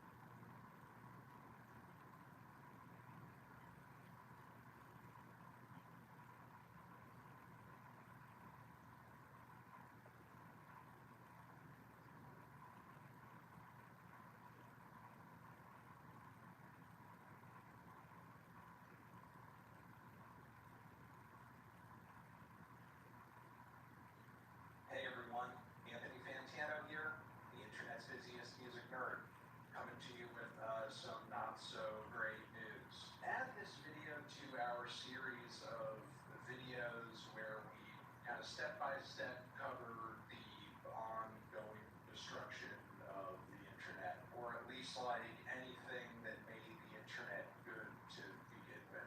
And while there are a lot of things that I like about the internet and the way that it works today, especially in how quickly personal communications and video and information can be shared person to person, what I'm hating to see slowly die on the vine at the same time is the internet's capacity to function as a conveniently searchable database for various bits of human history, culture, art, creativity.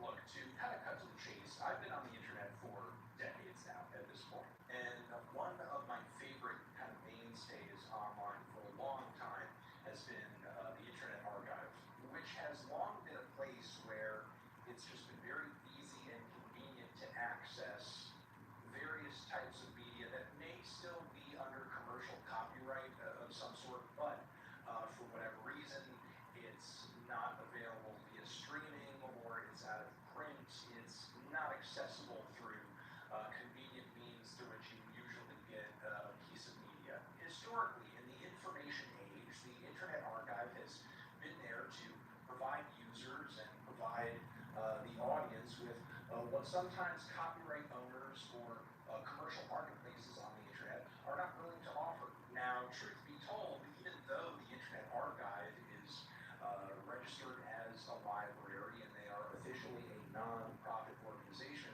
the areas in which they have operated have always been gray legally. And now, unfortunately, that is coming back around to really kind of bite the platform in the butt. Recently, in one instance, through a massive lawsuit with Hatchet Book Group Incorporated. And now, currently, to tie this into a musical thing, the Internet Archive is now in the midst of a lawsuit that pretty much the major labels are throwing down at their feet, maybe because they're seeing blood in the water over the Hatchet Book Group suit, which, again, courts have not really ruled in Internet Archive's favor in terms of, their publishing and digital sharing of various books qualifying as fair use. And for years now, Internet Archive has been engaged in a process that pretty much digitizes and disseminates and archives various music recordings that are just basically on old 78s, which honestly is like a commendable effort for anybody who actually cares about art and music history. However, the thing is, while a lot of the music on those 78s is most definitely irrelevant and out of print and probably difficult to find just about anywhere, simultaneously a good share of that music is actually by very popular artists who are quite marketable and continue to be industry cash cows through either album sales or streams or commercial use of those works in movies or television and the like. And as a result, the labels are still very aggressive with their defense of their IP on those recordings. According to a recent Rolling Stone piece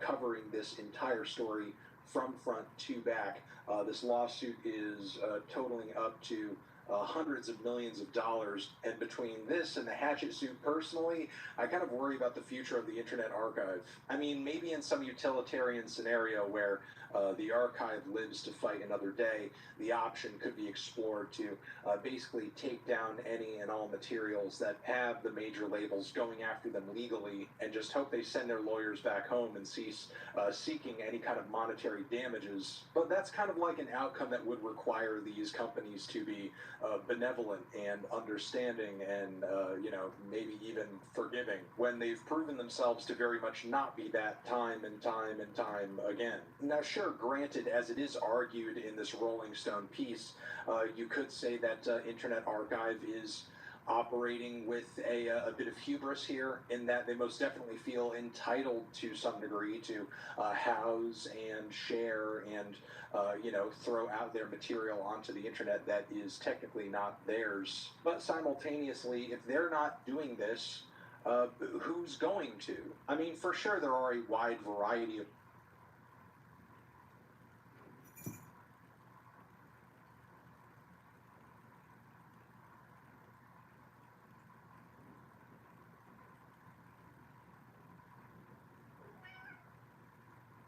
Kratos was meant to have blue marks. Apart from his ash-white skin, the most ghostly feature of the Ghost of Sparta is the blood-red marks that are all over his body. These are the marks that his brother Deimos had since birth, and Kratos got them to honor Deimos when he was taken by Ares. But according to David Jaffe, the creator of God of War, the series' rage-filled protagonist was originally supposed to have blue marks, not red.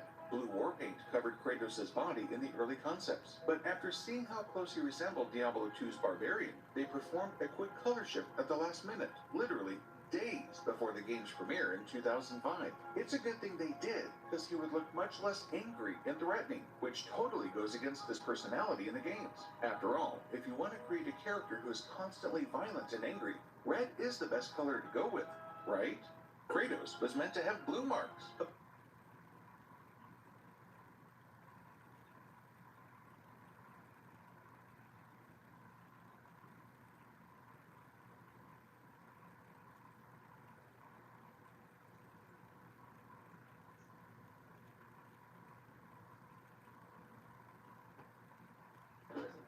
Like, if Kim Kardashian's in this house, right? And she walked up to me, she's like, Ed, I want that. I'd be thinking that she's trying to grab me and get me into a digging party. You want Sam to come with this? Huh? You want Sam to come with this?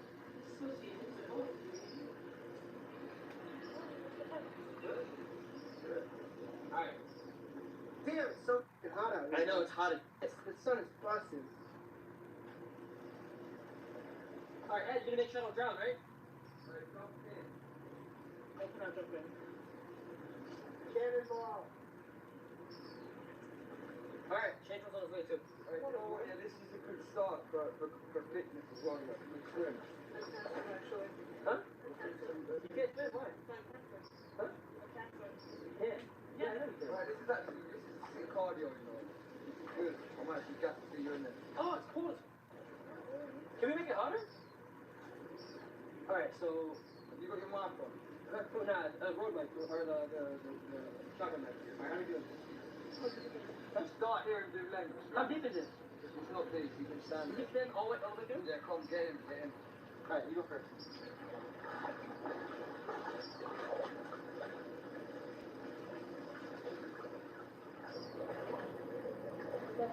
Really good. For them? Yeah. Alright, let's get the legs going. That's what I like to see, darling. I need a man you, bro. Alright, and me. That sounds Alright, boy, stop Ali in the chat. Everyone stop Ali in the chat. Oh, what a nice guy. Legs, though. You can't stop now. You've got to keep the legs going. Keep the intensity higher. Or not. Great, Alright, my turn? But can you stand all the way through? You can't stand there? Yeah. And you want to come with us? Yeah, let's get the legs going, man. Come on, Ali, let's do 5 legs. That'll do, that's the cardio. Hey, Ali. I don't need no excuses either. Alright, let's. Damn, this shit deep as hell. Not really. I guess you feel like Okay, how are we doing this? This leg stroke. Side by side, take it I'll slow. pay for it later. Come here. I promise. Alright, how are we doing this? Wait, first off, alright. Let's do like a movie scene, okay? Like, let's like we're in a movie and just like bring your arms like this right here. Ed, you wanna come with us? Yeah. Oh, you dropped your phone! Oh! Alright, let's go look over there. Everyone, screenshot it, chat! So pretty, right? Ed, imagine fucking a drone that's with a dude. Huh? Go this way. I can't swim there. Come on, Ali, let's go. You can't swim? I don't know, she's gotta teach me. Alright, how are we doing this?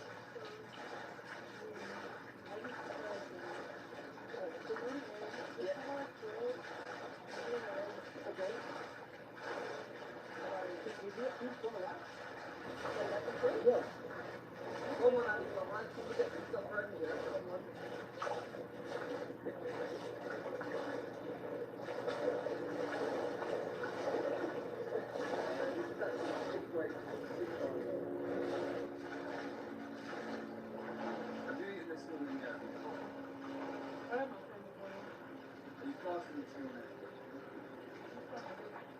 I'm gonna jump in.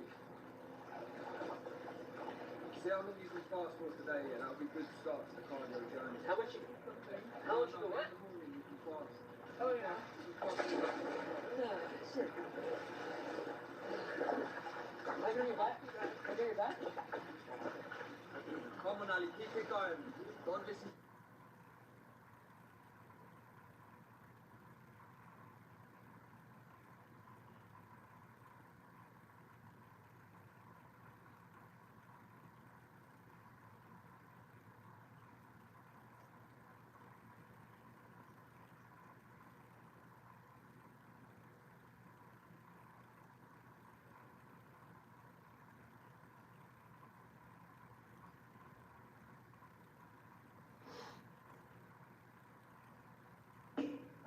Yes, we're good. Okay, now let me do this, like this. Okay, that wasn't too hard. All right. Nick, he gave it a little introduction. I would like you to give a little introduction and tell us, the new viewers and stuff, who you are, what you do. Talk a little about yourself, and go ahead. Sure, yeah, well, my name is Nicholas J. Fuentes. I'm a live streamer. I've been doing a show called America First for 8 years, almost 8 years now. I'm 26, from Chicago. I'm a reactionary Trump supporter. Well, I was a Trump supporter, not so much anymore, but I'll be defending Trump. That's fine from, debate point of view. And, so that's me. So I'm excited to be here. It's going to be good. Sweet. Okay. Well, the first topic, as everyone knows, I told the chat as well, is who is the better presidential candidate. Dean, we'll start with you. Yeah, sure. So, I mean, obviously, I think that the better presidential candidate is Kamala Harris, but I just wanted to clarify with Nick. You said that you're not much of a Trump supporter, so are you voting for Trump? No, I'm not. I'm not going to vote for him. Who are you voting for? I'm not voting. Oh, okay. Holy well, I mean, the reason I chose that topic was because, I thought that you were voting for Trump. I don't really see much, use in it if you're not voting for Trump. I mean, well, it's worthwhile because I'll argue that people should. I'll just argue that Trump is better than I think that Trump would be a better president, but I'm not going to vote for him. Okay, yeah, sure. So we can argue that. Yeah, I guess we'll start there. I disagree. And, one of the main reasons why I disagree, we could come out of gay swinging, is his economic policy. I think that, it's pretty clear, and we could probably both agree on this, that the average American should be doing better than they are today, and they should not be doing worse than they are today. Donald Trump's proposed economic policy will make the average American worse off with his tariffs, and then his TCJA for another 10 years disproportionately benefits rich people. It will also just add reckless spending to our debt. It will inflate it even more than it is today. I think there's an estimate from the CBO putting that right at $5.8 trillion. He has no plan how he's going to pay for it. Then we look over at Kamala Harris, okay? Her proposed tax policy so far is $2.4 trillion. She knows exactly how she's going to pay for it, and they're designed for 100 million American workers in the low and the middle class. And it's going to make them better off. Donald Trump's going to make them worse off. Argument's clear. Okay, that's it. It's just the economic proposals. That's all you got? We could start there. Okay. Sure, we can reference other things too. I didn't want to just throw everything at you at once. Sure. Well, multiple things. Yeah. Well, let me address all that. I mean, so with regard to the tariffs, J.D. Vance pointed this out. The Biden administration continued many of the Trump era tariffs. So that's kind of a moot point. I mean, I don't know if Kamala's going to. Of course he did. Of course he continued. No, they continued the tariffs, but it's not a new point. I disagree with the Biden-Harris administration because they continued the tariffs on China. But what Donald Trump is proposing today is a 10 to 20% flat tariff on all goods imported into the country. Right? I could say that any and all tariffs are bad, right? But a 10 to 20% flat tariff on all goods is worse than tariffs on goods imported from China. I don't think it's a flat tariff. Is that actually the policy? I don't believe that's right.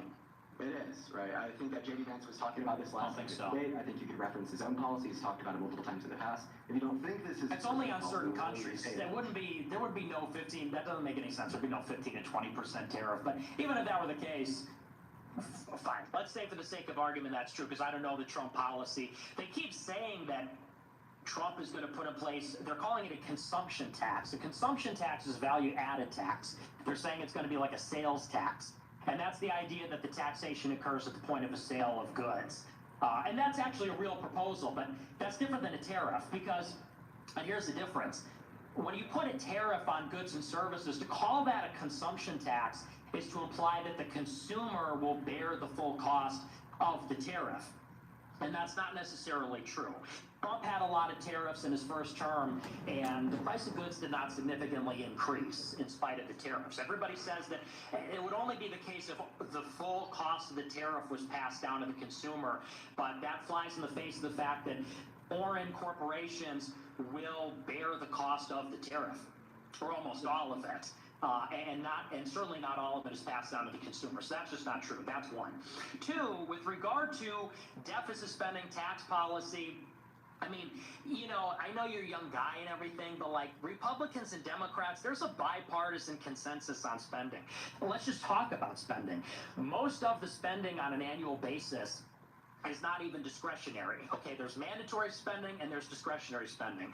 Mandatory spending means you can't change it, okay? The executive doesn't change it, Congress can barely change it, and that is liabilities like Social Security, Medicare. It's baked into the cake, it's a vast majority of it. And who is going to cut entitlements? Nobody. Republicans are proposing to cut entitlements, although they'd be more willing to than Democrats. Democrats are certainly not touching entitlements. Biden always attacks Republicans in his State of the Union, saying they're trying to touch Social Security. What do you think's driving the deficit of the debt? It's Social Security and Medicare. It's unfunded liabilities. In terms of military spending has gone up every year under the Biden administration. It's like $850 billion per year. That's the largest item in the discretionary budget. So mandatory spending is going to go up in perpetuity under Democrats and Republicans. Discretionary spending is going to go up because military is by far and away the biggest component of that, and Biden spends more. And he spends more on military appropriations because of all the foreign aid. We gave $175 billion to Ukraine. We gave $27 billion to Israel, another $8 billion to Israel last week, $7 billion to Taiwan, $1.3 billion to Egypt. That's in addition to the $850 billion per year, which that's like the highest ever under Biden. So, you know, spending's not coming down under anybody. Well, that's just wrong. I'm sorry for interrupting you. You can What's wrong? What's wrong about it? That spending didn't go down under Biden and Harris compared to Trump. You could reference a committee. I didn't say that. Budget. You said that spending wasn't going down under anyone, right? We can make a comparative analysis between the two last terms, and we can show how it's gone down. A committee for a responsible federal budget indicated that Donald Trump signed $8.7 trillion of debt into law. Meanwhile, Biden and Harris only signed in 4.6. I mean, we could break that down into COVID and non-COVID. Like, for instance, Trump signed $4.8 trillion of non-COVID related expenditures into law. Meanwhile, Biden only signed in $2.2 trillion. But the first point that you made, I wanted to touch on that. You were talking about the tariffs, right? You just kind of related it back to how, like, the Kamala Harris campaign is calling it, like a sales tax, and that's kind of all you said. Yeah, I don't really care what they're calling it. I agree. That's just a term that they use to convince the average American that doesn't know much about what a tariff is, that it's really bad. But at the end of the day, the impact of the tariff, right, still does serve as a detriment to the consumer. And you were very careful with your words here, because you told me that tax, right, that tariff, isn't fully paid by the consumer, implicitly kind of conceding there that some of it is, right? And that's what I'm talking about. That is a tax that in some sorts is passed off to the consumer. We could also consider other attributes, such as the idea when we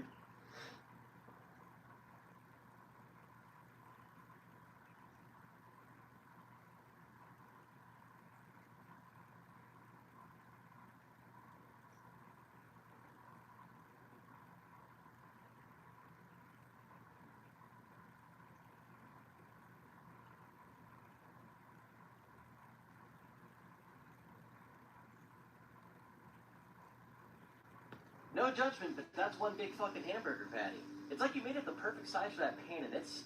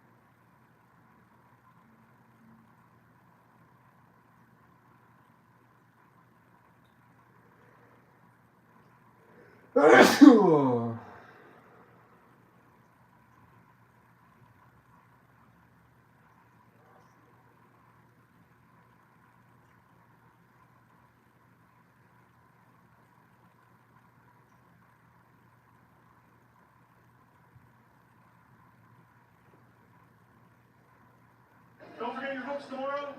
This Cornerbrook school couldn't wait for Newfoundland and Labrador to expand its cell phone ban to grades 7 and up, so it introduced its own. Early results have been promising.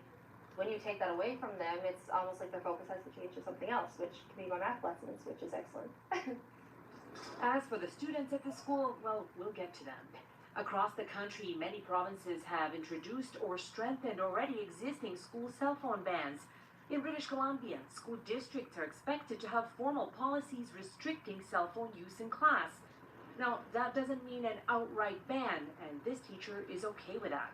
Not every school has access to endless amounts of iPads or laptops or, all of those other tools. So a lot of us use it so that students can record information, can do research, can put together very innovative projects. In Ontario, the already existing ban was strengthened this school year, but problems exist, says this teacher.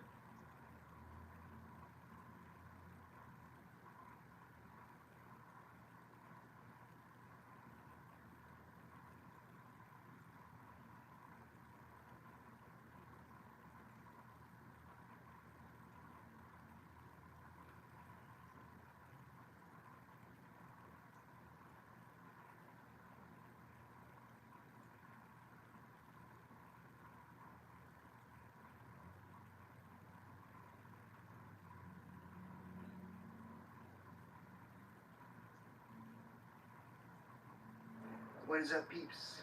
As you can see, I am not dead. I just want to say thank you for the overwhelming support on my first video. It was actually kind of insane. I didn't expect to get that type of response and get that many views, subscribers, and comments in, I think the videos have been up for 5 days now. So thank you to all the positivity. Of course, there's always going to be haters, but don't worry. I don't let that shit get to me. Just makes me laugh and makes me realize that even though I am stupid, I am not literally stupid like some of those commenters. Anyways, now that that's out of the way, I have to mention this real quick because apparently a lot of people did not watch this long. I have a full-time job. I work full-time. And I make $19.25 an hour. So there's that. You don't have to worry about me being lazy. I mean, I am lazy, so I shouldn't have done that anyways. And like trying to find a job or whatever. I have a job, a full-time job at that, not part-time, full-time. So there you go, $19.25 an hour, and I still cannot get an apartment.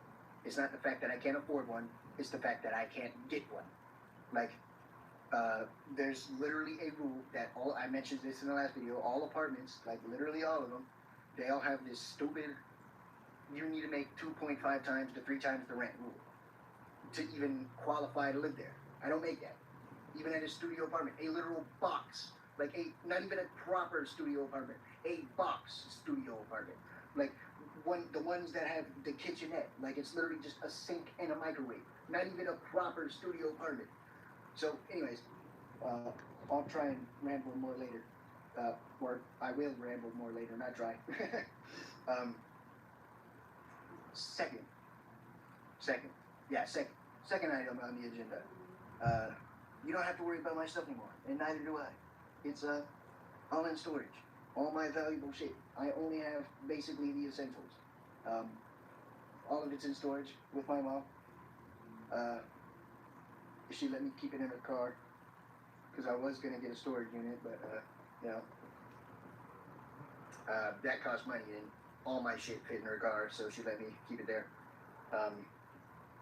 Mentioning my mom, the reason I don't have family to lean on or blah blah blah, I'm not staying with her. One, because I have a cat at her place. She rents a room, a tiny ass room in a house. So same situation as me. She can't get an apartment either. Cool studio. They don't allow pets at where she lives, so she can't take in my cat. And I wasn't gonna give her up on him up total to live there. I'm also not really on the best of terms with like any of my family. I'm not gonna get into my family history.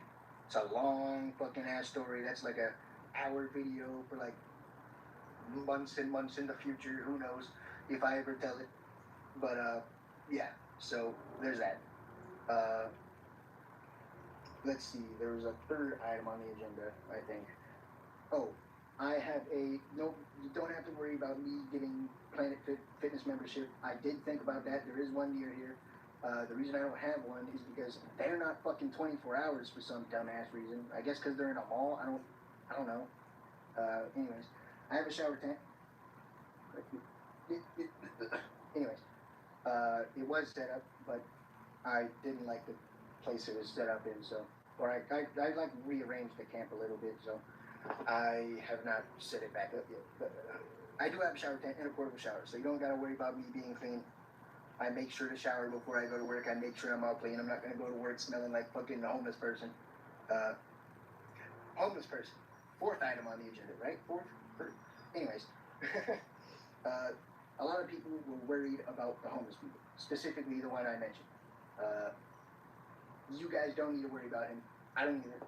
Maybe About a year ago, there was a Walmart that was closing near me. Today, I'm going to give you an update on that. Now, if you've never seen a big box store close, it's wild. The prices got lower and lower day by day until everything was 50, 75, then 90% off. I bought so many video games and toys and probably a bunch of stuff that I really didn't need. I must say, however, that the comment section got really bad on these videos. Some people were just having a good time watching these videos and talking about what they would have bought, and so many people really wanted me to steal a card. At the same time, some people in the comments were just blaming this store closing on quote-unquote inner city people. 100% not the case. This is a case where an up-and-coming area was changing a Walmart into a Target because the city itself is flourishing. But check it out, a Target sign. And hey, looky here, they're changing the front of the store to look more like a Target. So yeah, this will all eventually be a Target instead of a Walmart. So yeah. About a year ago, there was a Walmart that was closing near me. Today, I'm going to give you an update on it. Every now and then, I like to go on those little rants about the current state of YouTube and how it's only getting worse and worse. I've never done this publicly. Usually I just share my thoughts with my friends. They don't really care, but they listen, and that's it. Recently we had another one of those talks after YouTube launched their test for the new Communities feature. More on that later. In the same day, Charlie and Drew dropped these videos, pointing out two issues I, and probably many of you, have with this platform. Those are good videos, I totally agree with them, but unfortunately they are only scratching the surface. The next day I watched this video. In case you don't know, YouTube regularly makes videos for creators, giving them tips and heads up about new features coming to the platform. I watch them sometimes, and I also watched this one. And this one made me very mad. So mad, in fact, that I decided to make this video. We're gonna watch it, of course, and I'm gonna leave my 2 cents, but since I want to cover all the problems I have with YouTube today, I think I should start from the beginning. So, in my opinion, the whole downfall of YouTube started around 2015. Maybe a little earlier, when they decided they want to become more family-friendly. Or should I say, advertising-friendly. They started demonetizing videos and lowering rates for the ones containing swear words, for example. Creators were forced to introduce bleeps, substitute words, and I hated it. I still do. Every time I hear heck, I want to fucking punch someone. Like, heck it, guys, shut the fuck up! Okay, I'm calm now, it's fine. Listen, I get why people are doing this. They don't want one word to ruin earnings for something they put a lot of time, effort, and money into. I'm not blaming them. It's not their fault. They're only playing the game YouTube created. Just please, don't use those stupid kids' words.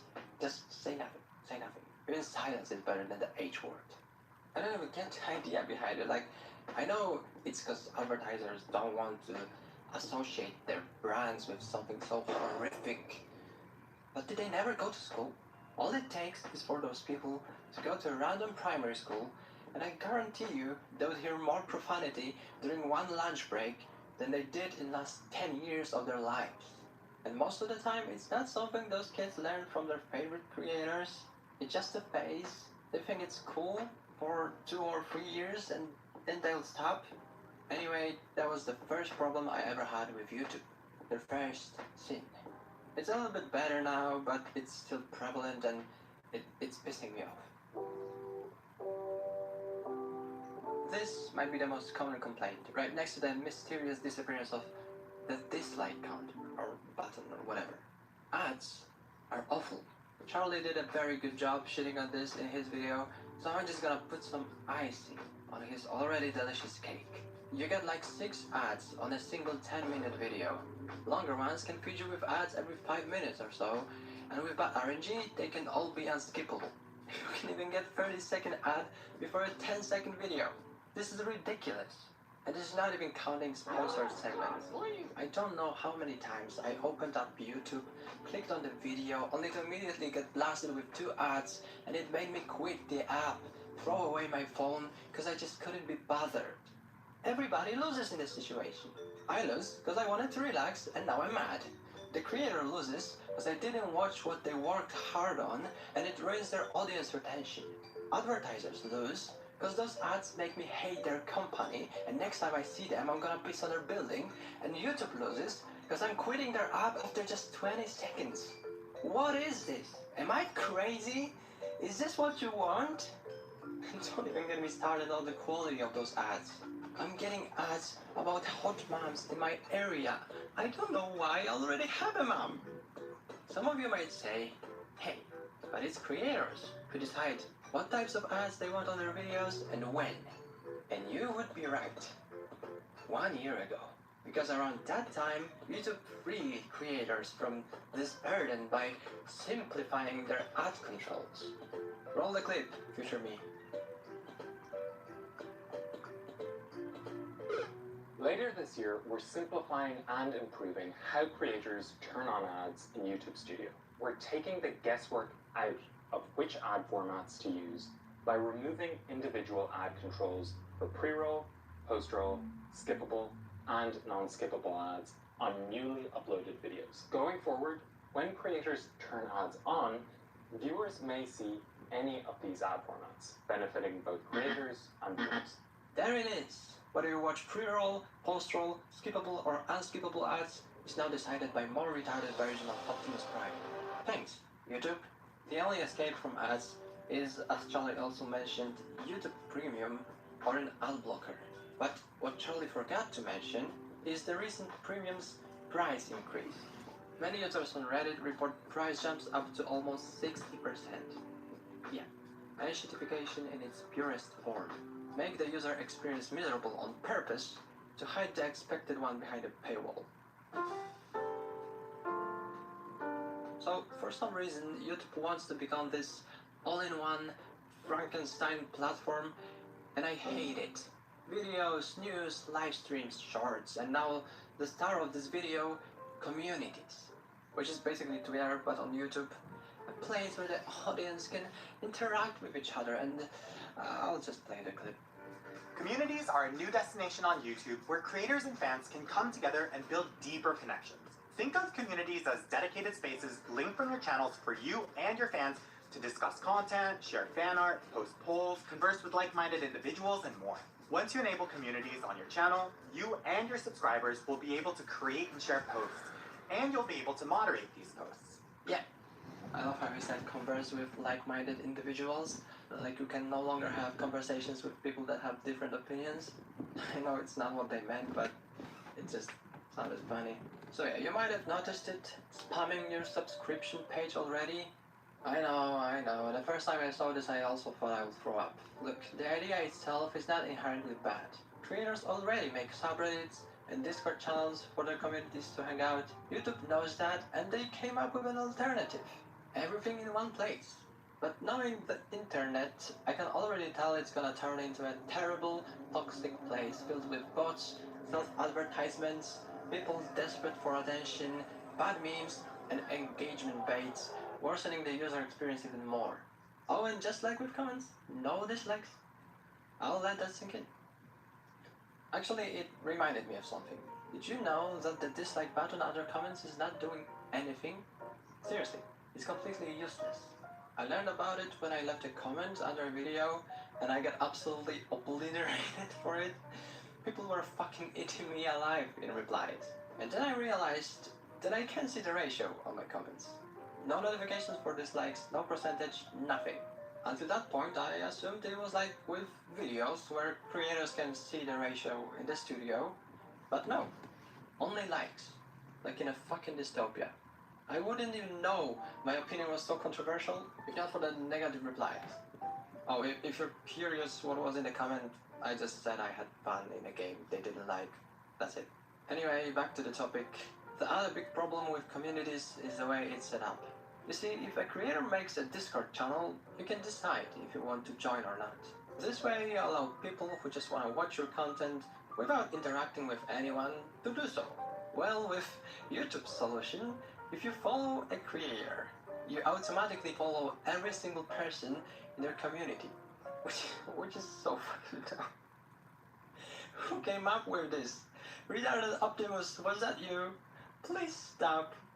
You might be wondering, why does YouTube strive to be this unholy mashup of platforms? Can't they just make new platforms instead? And I can only guess, but I think it's because they already have huge number of active users here. People don't want to make accounts anymore, so they are lowering the point of entry to the absolute minimum, making new features super easy to check out and get addicted to, because you're already there. All of that because they want you to spend as much time on their platform as you can, where they can show you ads and gather as much of your personal data to use it themselves or sell to another massive corporation. They can say whatever they want, that it's for audiences and creators to bond together and shit, but this is the real reason. Those big companies, they don't give a shit about you. Your health, your problems. Depressed, doom-scrolling zombie is what they want you to become. They only care about money. And maybe different things, but it's not a conspiracy theory video. I'm sure most of you are aware of the botting problem on YouTube. You click on a video that just came out, scroll down to the comment section, and there they are. A pair of huge honkers telling you they're better than X with 5k likes only a minute after release. Yep, I'm sorry to tell you this, but it's not your future wife, it's a bot. I even had bot commenting on my channel one time.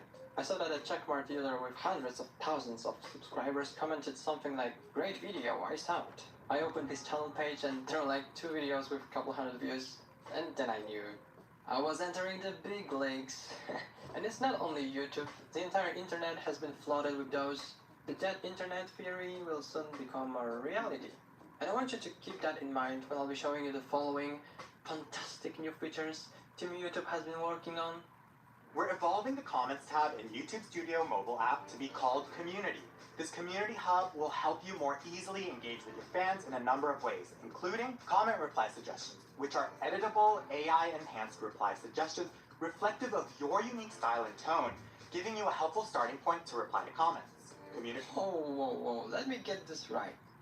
So you're telling me you're gonna teach your AI model on my comments and probably transcriptions from my videos so it can tell me how I would reply to my people, my dearest bandmates.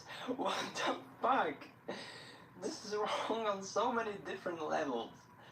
Comments are one of very few things on this website that allow people to connect with each other and with the creator. And now they can't even be sure if this is an honest response or an AI-generated one. This is why I wanted to keep the theory in mind. I don't remember agreeing to this. Is that even legal? This is so fucked up. And by the way, Optimus, good luck in learning from my typos and grammar mistakes. Poor guy is gonna be dumber than he is now. But let's go back to the video and see what else is coming. Inspiration. Listen to this. We're expanding our inspiration tool to provide even more personalized ideas and transform how you approach ideation and content creation. We're launching AI-powered ideas for your content, outlines, hooks, titles, and thumbnails to kickstart your creative process. You can use these suggestions to build fully fledged projects or simply riff off of them, whatever works best for you. Most of these updates... Fuck yeah! AI-generated video ideas. Wow. This is great, guys. Like, the whole idea of being a creator is being creative, right? It's in the name. Are people this lazy? Like, What is this, man? I can't. Drew highlighted almost every problem with content in his video. Super long documentaries about nothing, hyper-stimulating, Mr. Beastificated shit for kids, prioritizing trends over topics you're actually passionate about, exploiting your viewers, and so on. I'm just gonna add things he didn't include but I find annoying and worth mentioning, like gaming. The only gaming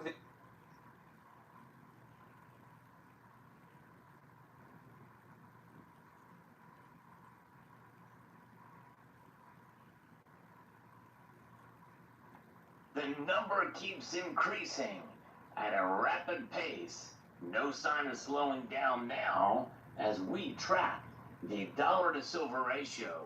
$694 silver. Let's explore.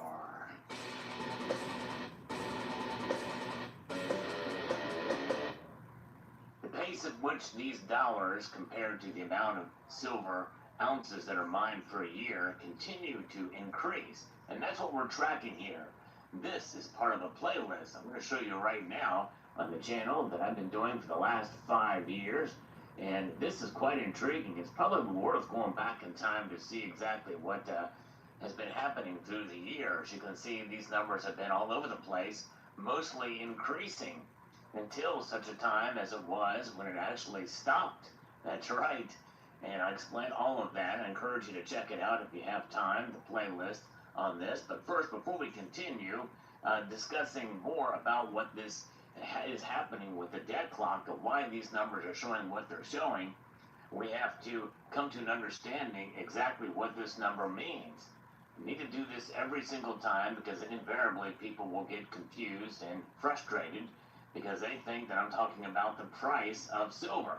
No, it's a more important number than the price of silver, believe it or not.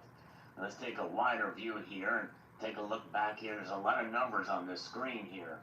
But what this is, when we say $694 per ounce, $694 per ounce, this means that the year-over-year increase in the U.S. into money supply divided by the yearly world production of silver in ounces.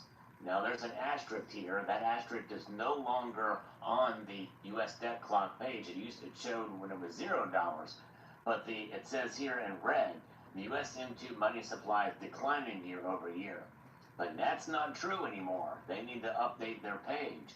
So what this is how much money is printed in dollars year over year divided by the yearly world production of silver and by the USGS. So that means that either that they're mining less silver or they're printing more dollars. And they probably are mining a little bit less silver, but not by that much. They indeed are printing more dollars. Here is the proof. Fred tells us the truth. The Federal Reserve Bank of St. Louis, they have these statistics here, and you can see how they started to uptick again. So when we narrow this, we can see it more dramatically here. Now we know what happened here when we had a recession. The world changed in 2020. We know what occurred there, and that increased the money supply. And so such a time was when we had quantitative tightening for the first time in a long time. But that tightening really did...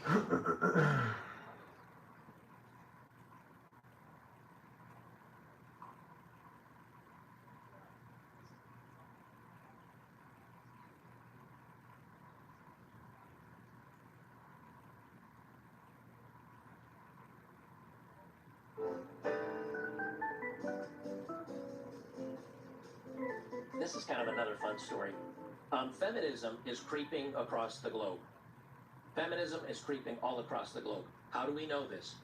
Because this feminism has now infected the West, Europe, United States. It's moved to South America. It's now in Brazil. It's now in Mexico. It's up in Canada, of course. It's down to Australia.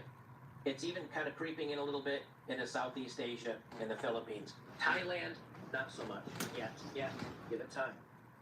Philippines it has. Japan it has. Look at the young men that are not even trying to date or marry anymore. And they have just a small one-room apartment, and they're playing video games with friends and hanging out with guy friends. You know, when I was in Japan, I visited Japan, and I was in not an Airbnb. I was in a hostel in Hokkaido, Japan, and I was one in Tokyo, Japan. And both of them had game rooms downstairs.